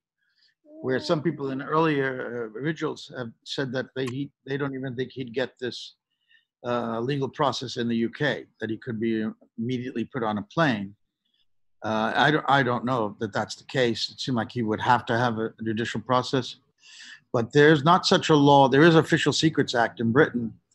But this is an interesting development that I didn't know about, this new law in Australia, and how that could have been inspired, A, by WikiLeaks, and B, intended for Julian if he should show up again on Australian territory. I mean, the thing just keeps closing in on him, doesn't it? From all sides. It's really chilling to watch that and to consider that could have been part of the motivation for passing that law. Definitely. Now, was there any outcry from the media in Australia about this law when it was being debated? Yeah. The only reason that I knew about it was because I saw WikiLeaks and related, accounts on social media that support WikiLeaks tweeting, very, consistently about the fact that this was ridiculous and horrendous and a danger to all press freedoms, not just Australia, not just, WikiLeaks or WikiLeaks related press freedoms, but all journalists should be up in arms about that type of law. Well, what were all journalists? Well, where was the Fairfax and Murdoch press on this? This directly affects them? I mean, to my knowledge, they were mostly silent on it. To my knowledge, as I said, the only reason I found out about it was because I follow WikiLeaks and that type of, their social media accounts were very, they raised their voices about it. And obviously, if I was only listening to establishment media, I never would have heard about it. course. Can there be an even greater indictment against the corporate media that they didn't even defend their own interests? Exactly. That they're part and parcel of the state? I mean, it's just, of course, ABC probably said nothing as well. So that is just, I'm blown away by all this. Yeah, it's stunning. It really is. We've moved into a whole different phase here. Wait, unfortunately. Yeah, I've done that before. Yes, Anne? Yeah, okay. Regarding Rupert Murdoch, when I was talking about overcoming the disgusting machine, the disgusting propaganda machine called the press, well, I was reminded of John Pilger. I heard John Pilger speaking once, and he said that he was at some sort of press party in the UK on the evening that Jeremy Corbyn had his big surprising electoral victory. And he said Rupert Murdoch was there. And he kept getting really agitated while the news was coming in. And then finally, once it was decided, he was so angry he went outside because he and his horrible press had lost. And we're having trouble hearing you. Can you maybe move closer a little bit to your microphone, or? Let me see. This better? Is that better? Slightly. Okay. I don't know why it changed from earlier. Earlier it was fine, so I don't know what changed with the microphone, but. How's that? Is that better? It's good enough. No. It'll have to do. Okay, I'm going to be really emphatic then.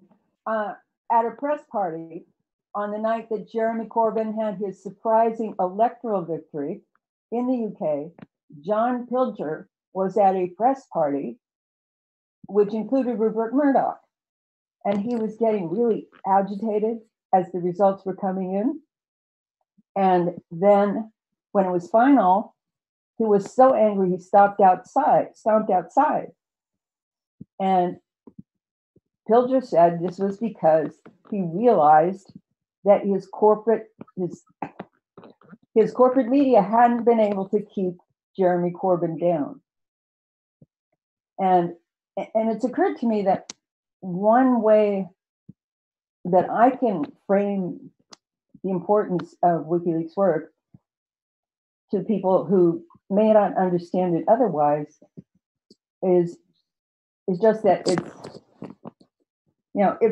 if there are all kinds of other ways in which the media is abusing you, like in this instance I was citing in San Francisco, or in all the instances where kids of color are shot by the police, and immediately the media starts saying, that they're gangster in one way or another, that this is a challenge to the corporate media that's abusing everybody. You're talking about his election as labor leader, right? Oh, yeah.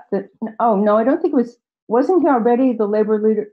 No, I don't know the system that well. That reminds me of something else.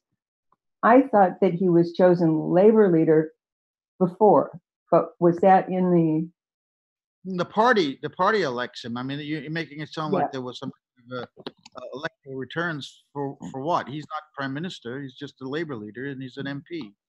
No, so but when election as an MP, his re-election as an MP. No, it wasn't. But look, Murdoch is bad news. I worked for the guy. I worked for the Times of London and Wall Street Journal, two of his papers, two of his biggest titles, and nobody better than Australians probably know what kind of a menace this man is to society, and he's makes and breaks governments. But what I think happened in the election was that Labor won a lot more seats than it had.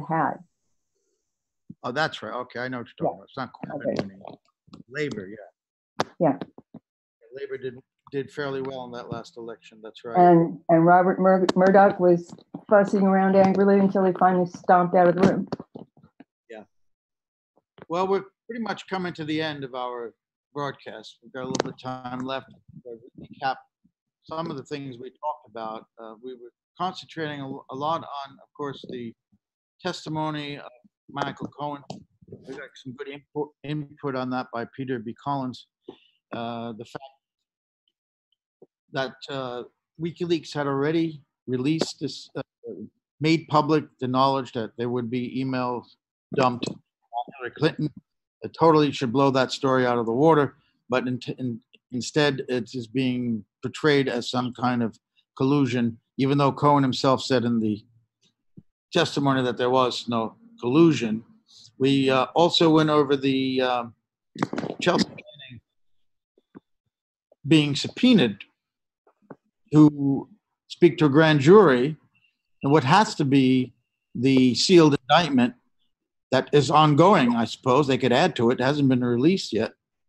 If they want more testimony now from Manning at this moment by the assistant district attorney who was who's involved in that indictment against Assange, wants Chelsea Manning to testify. She is fighting that, doesn't know what she's going to be asked, but that subpoena is a fact. The New York Times actually published a copy of the subpoena itself. And what else did we talk about, Elizabeth? There was one other thing. Tulsi Gabbard and her comments regarding WikiLeaks having published information that led to necessary changes regarding the DNC. We discussed that. And we also discussed, there was one other thing that is also slipping my mind, but we've definitely discussed, we also added the information about Chris Williamson, I believe. Yeah, Chris Williamson and his comments, and his comments a few months ago, and the fact that he's now been suspended, not expelled, from the UK Parliament. And we also discussed the news regarding the Chagos Islands decision and the court case surrounding that, and the fact that it all that a WikiLeaks cable, that a US State Department cable, I believe. No, my apologies. It was something to do with the UK government. In any case, it was a WikiLeaks cable that was central to that court case, and it really couldn't have happened without that cable. So it was an example, again, of WikiLeaks' incredible importance and value to the public across the board. No doubt about it. And you see what happens to two politicians who say anything positive about WikiLeaks. Now, Tulsi Gabbard is being marginalized for her views about American regime change operations, but I'm sure her defense of WikiLeaks is not something that's going to help her very much with the mainstream. And then we have a Williamson situation where he simply defended the UN panel's decision on Assange's arbitrary detention, and suddenly he's being smeared as an anti-Semite simply because he said the Labour Party gave in to those attacks too much. We have got a few parliamentarians in Germany. We have Williamson and we have Gabbard speaking out, and it's quite not enough. And in Australia, it seems to be a lost cause now. I don't know if is there any politician in Australia who said a kind thing about WikiLeaks in the last couple of years that you could recall? Not to my knowledge off the top of my head immediately. But again, I've been away from Australia for more than a decade at this point. So I'm hardly the person with the pulse on the artery of Australian political discussion within Australia. I think, hopefully if we can get someone like Caitlin Johnstone back onto the Vigil one of these weeks, I'd love to hear what she has to say about that exact question, about the state of kind of the Australian social discourse about WikiLeaks and Julian Assange, these draconian laws that the Australian government passed in the last couple of years, and issues like that. I would love to have Caitlin back. I had the pleasure of meeting her and her husband in Melbourne. We had dinner together, and it was a great meeting. And she's an incredibly important asset for WikiLeaks defense and her attacks on the U.S. political system, which seems to have completely captured Australia, because it's no coincidence, perhaps, that when the American press turned against Assange over the 2016 election, that's when the Australian media seems to have dropped him. And then we got this draconian law, which in so many ways seems to mirror the Espionage Act in the US, which since 1917 has criminalized the possession by media of classified information and the dissemination of that. And that's what we think is what this sealed indictment could be based on, or Assange's lawyers think that the Espionage Act is going to be invoked as the law that Assange has broken by publishing classified information that did what? Reveal crimes by U.S. government. And who gets punished? The people who reveal the crimes, whether that be the whistleblower or perhaps the publisher. And they can, we are just accepting in our societies today these horrible things we've been talking about tonight. And that's why I think this vigil is so valuable, because we are not accepting what's happening. And we see these outrages piling on one onto another, that they seem to get lost and become part of our way of life. And we're not going to stand for that. And no matter how small our viewership might be in comparison to big corporate media, it's an extremely valuable tool that we have here to keep this discussion going. And that's why I like to take part in it, and will continue to do so. And I'm really happy, Elizabeth, that you've joined us to do this. And we're going to look forward to next week's vigil. Absolutely. Well, I'm happy to be here and happy to take part and help co-host, because it is extremely important. So thank you. Can I say one more thing? Mm-hmm. Yes. Yeah. Okay. There's been talk about attempting to contact Jeremy Corbyn, who did tweet in support of Julian Assange several years ago, and who has recently been very vocal about freedom of the press, regardless of the disgusting press that he is receiving in the UK. And VIPs were going to write a letter to him. I don't know if they've done that yet, but they were planning to do that. And it's occurred to me that the organization to contact there would be Momentum, which is the grassroots organization that organized to change the rules of the way that the Labour Party is structured, and thereby elected Jeremy Corbyn, much to his surprise. Well, that's something to keep in mind. And I'm going to talk to Ray McGovern about that letter and see if it's ever going to be written, because I think would be an extremely important thing to do. But it's the key thing you just said, Anne, was several years ago. Corbyn did something in defense. And that's not good enough, because several years ago, the corporate media was on Assange's side because he was giving them great scoops. So he's become radioactive, even for somebody that seems like Jeremy Corbyn, who's going to try to win an election. And I don't get it, because he could easily explain to the public the extreme value of WikiLeaks and the extreme injustice that's being done to Assange. And the public, I think, would respond positively to that if it's framed the right way. And polls have shown their support for WikiLeaks. Even in Australia, there was that recent poll where the public is in favor. It's the rulers and the media that's the problem here. So I thank everyone. I thank. Well, sorry, Joe. Who's there? Join in for a couple it's of minutes. George. This is George. Oh. So I said I would join very late, and unfortunately, I was working, so I couldn't do it. I'm glad to see. Please let George speak. Yeah, Hi, absolutely. Anne. So I obviously I've missed everything, so I'm sure you've already exhausted most of the topics. I think that the point about the Jeremy Corbyn is that he has shown himself to be extraordinarily ineffectual. I mean, I am absolutely astonished how he hasn't been able to sweep away the ridiculous anti-Semitic canard to which he has been subjected. I mean, he's obviously so ludicrous. This person who has been a kind of a leading figure on the political left in the UK since the early 1980s. He has been a fighter against racism, against bigotry, against prejudice. I mean, this is a man, you can't get more politically correct and anti-racist and against any kind of discrimination than Jeremy Corbyn. And yet he's been apologetic and allowed himself to be typecast in this absurd way. So I'm frankly just not surprised that he hasn't done more, when he easily could, on Julian Assange. And he has this advisor, Seamus Milne, who is also very friendly with Jen Robinson, who is Julian Assange's attorney. So therefore, Seamus Milne, who's obviously very close to Corbyn, would undoubtedly be telling Corbyn, hey, look, I mean, you know what the hell's going on here. This is absolutely outrageous that he's being imprisoned.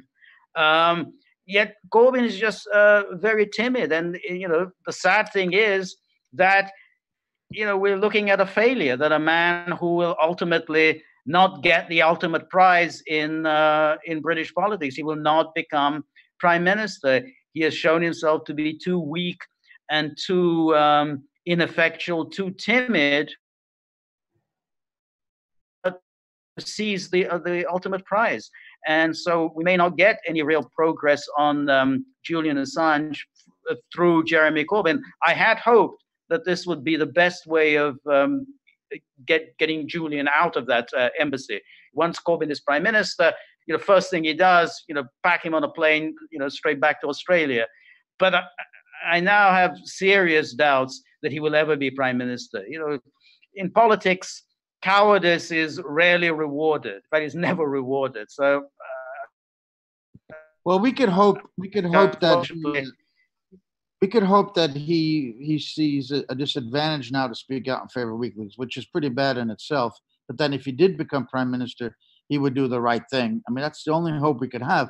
But sending him back to Australia might not be so great either, as we've been discussing tonight, because we've centered a lot of our discussion on this Australian law that only passed last year, 2018, which criminalizes possession of classified and publication of classified information in Australia by the media.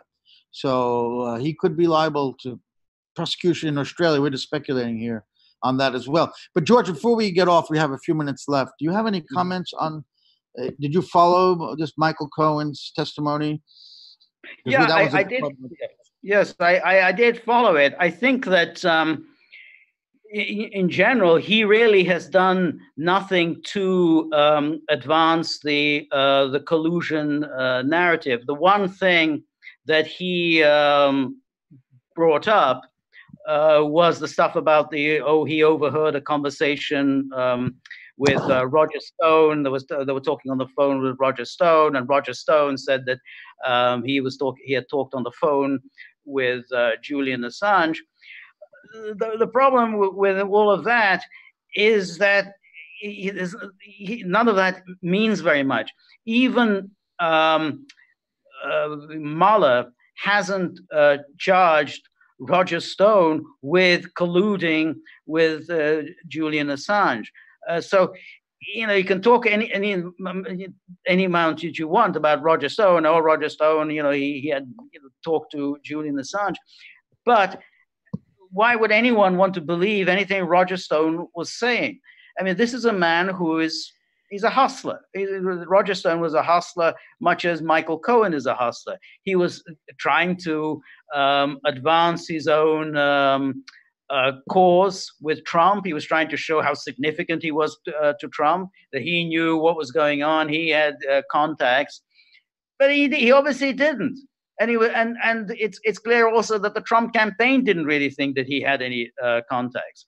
So Cohen really didn't add anything to the wild speculations, because he really he has no evidence of any extensive contacts between Stone and WikiLeaks, because of course there weren't. And the very idea that Julian Assange would be talking on the phone when he knows that all these phone conversations would be tapped, that he would be talking on the phone to Roger Stone is just laughable. So it was a ridiculous statement by Cohen. Yeah, and if we were on the phone and they had that, we would have heard the tape recording of their conversation. Exactly. So you say that you didn't advance this. So why is the media going so crazy about Cohen's testimony? Well, that's the strange thing, that I'm not sure the media have appreciated just how little Mueller has actually given them. I mean, all of the people that Mueller has indicted, other than the Russians, who obviously will never be in a British in a U.S. court, and will therefore have, none of these charges will ever be tested. But the Americans that Mueller has indicted and convicted, all of them were about lying to Mueller or lying to Congress. Not one of them has been charged with collusion, which is what Mueller is supposed to be investigating. And so all of the talk about, WikiLeaks this or WikiLeaks that, nobody has been charged with colluding with WikiLeaks, and Mueller has not even advanced any thesis that WikiLeaks was colluding with the Russians. So all these Rachel Maddows, who are peddling all these stories, they're living in a fantasy world. Mueller has given them nothing really to grasp at. And even when you look at this Manafort, all this stuff about Manafort and Konstantin Kilimnik, and how many shows Maddow has done on Konstantin Kilimnik, there's nothing there. Kilimnik had worked for 10 years for the International Republican Institute. This is the institute funded by the National Endowment for Democracy. It is its president of many years is John McCain. You can't get more regime change committed than the International Republican Institute. That's where Kilimnik worked.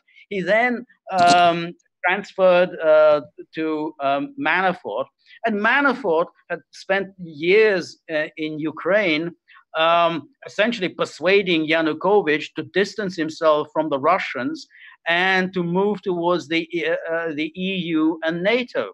So that's the enterprise that Yanukovych, Manafort, and Kilimnik were engaged in. The last thing they were doing was advancing Russian interest. And that's actually, to be fair to Mueller, it's actually in the Mueller indictment. He goes into some detail, all the work that Manafort and Kilimnik were doing in Ukraine, and all of it was directed towards pushing Yanukovych away from Russia and into the arms of NATO. So again, all these people like this woman, this empty wheel woman, this whatever her Marcy name Wheeler. is. That's the one. Marcy yeah. Wheeler, yes. Yes, with Marcy Wheeler, who's constantly talking about, this is it. It's all going to unravel now with Kilimnik. It's all, he provided polls to Kilimnik. There's nothing there. It is ridiculous. There's no evidence that Kilimnik was working for the Russian government. And even the judge was very unsympathetic to Manafort, had said that, I don't know whether Kilimnik was working for the Russians. That's what the FBI claims, but I've seen no evidence of this. So again, even the judge who's very unsympathetic to Manafort and contrarily sympathetic to Mueller, says, I don't know who Kilimnik was working for. And of course, Marcy Wheeler ignores this and says, it's all about to unravel, and the whole thing is about the walls are closing in and so on. So the media are just simply peddling. They're so committed now to this whole Russian narrative that they can't let it go. It's because they went out on a limb, George. They're way out on a limb.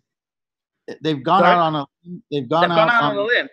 Yeah. They have to stay out there. They have to find something to back up what they've been saying. They can't turn around and say, "Well, oops, we were wrong." Right. There was an attempt by Mueller to link WikiLeaks to the GRU in that indictment. But as you aptly pointed out, that indictment will never see the inside of a courtroom. It'll never be tested in any way. Your agents won't be arrested. And I think therefore you can put whatever you want into the indictment. That's right. And when the problem is the media says that it's a conviction. They don't see it as an alleged crime. That's right. Exactly. Yes. So that's exactly it. And that's why the media often say things like, Mueller has convicted 38 people. Well, actually, 26 of them have simply been indicted. So we know nothing about these Russians that, he comes up with a whole bunch of Russian names. We know nothing about them. So we have no idea what they were doing, who they are, even whether they exist, because there's no real confirmation that any of these people actually exist. He might have just simply pulled a few Russian names out of the the Moscow telephone directory. I mean, who knows? And so when Putin said, okay, if you want us to cooperate with you, we'd like some cooperation with you. How about some help on the Bill Browder case? Maybe if you give us some help on that, we might give you some help on this. The whole American political establishment was aghast. No, we can't. We can't possibly cooperate with you on Browder or on anything. Well, that's it. That's the end of that. Russians will give no cooperation, and so none of this will ever be in any court of law. So Mueller can just accuse anyone of anything. It will never see the light of day. And he knows very well how the media is going to play it. Yes. Mm-hmm. And we do have people like, I believe it was Peter Dow recently, in the wake of that Senate Intelligence Committee bipartisan inquiry, basically saying, to date, we do not have any evidence of Trump-Russian collusion. In the wake of that, you have people like Peter Dow saying, I was skeptical of Mueller's investigation from the beginning. And you have just now, actually, Renato Mariotti, who is a CNN legal analyst, saying, quote, Mueller's report will almost certainly disappoint you. And it's not his fault. It's your fault for buying into Trump's false narrative that it's Mueller's job to prove collusion. A nearly impossible bar for any prosecutor to clear. So you have these CNN analysts walking back their back off the limb. Exactly. Back off the limb they've been hanging off. Yeah. Well, so that's what they'll say. Well, Mueller was always really part of the establishment, so he was in his interest to run interference for Trump. He was covering for Trump. So now they're fixing their focus on Congress. Adam Schiff, he'll get to the bottom of it. So forget the Mueller report. Let's think about Adam Schiff. He'll get to the truth. Shameful. It's absolutely horrendous. Unfortunately, it's laughable, but it's so serious that we shouldn't laugh about this. True. Yes. Well, we have come to the end of the 18th Vigil for Julian Assange, the Unity for J Vigil. That means the 19th is coming up next Friday. Same time, same place. We hope the viewers that I want to thank for joining us today that will tune in again. And I want to say goodnight to Anne, to George, and thank Peter for joining us. And this was our first co-hosted Vigil. I think Elizabeth did a splendid job, and I really thank you for coming. And I look forward to working with you again next week. Likewise. Thank you. Joe, you're back from Australia?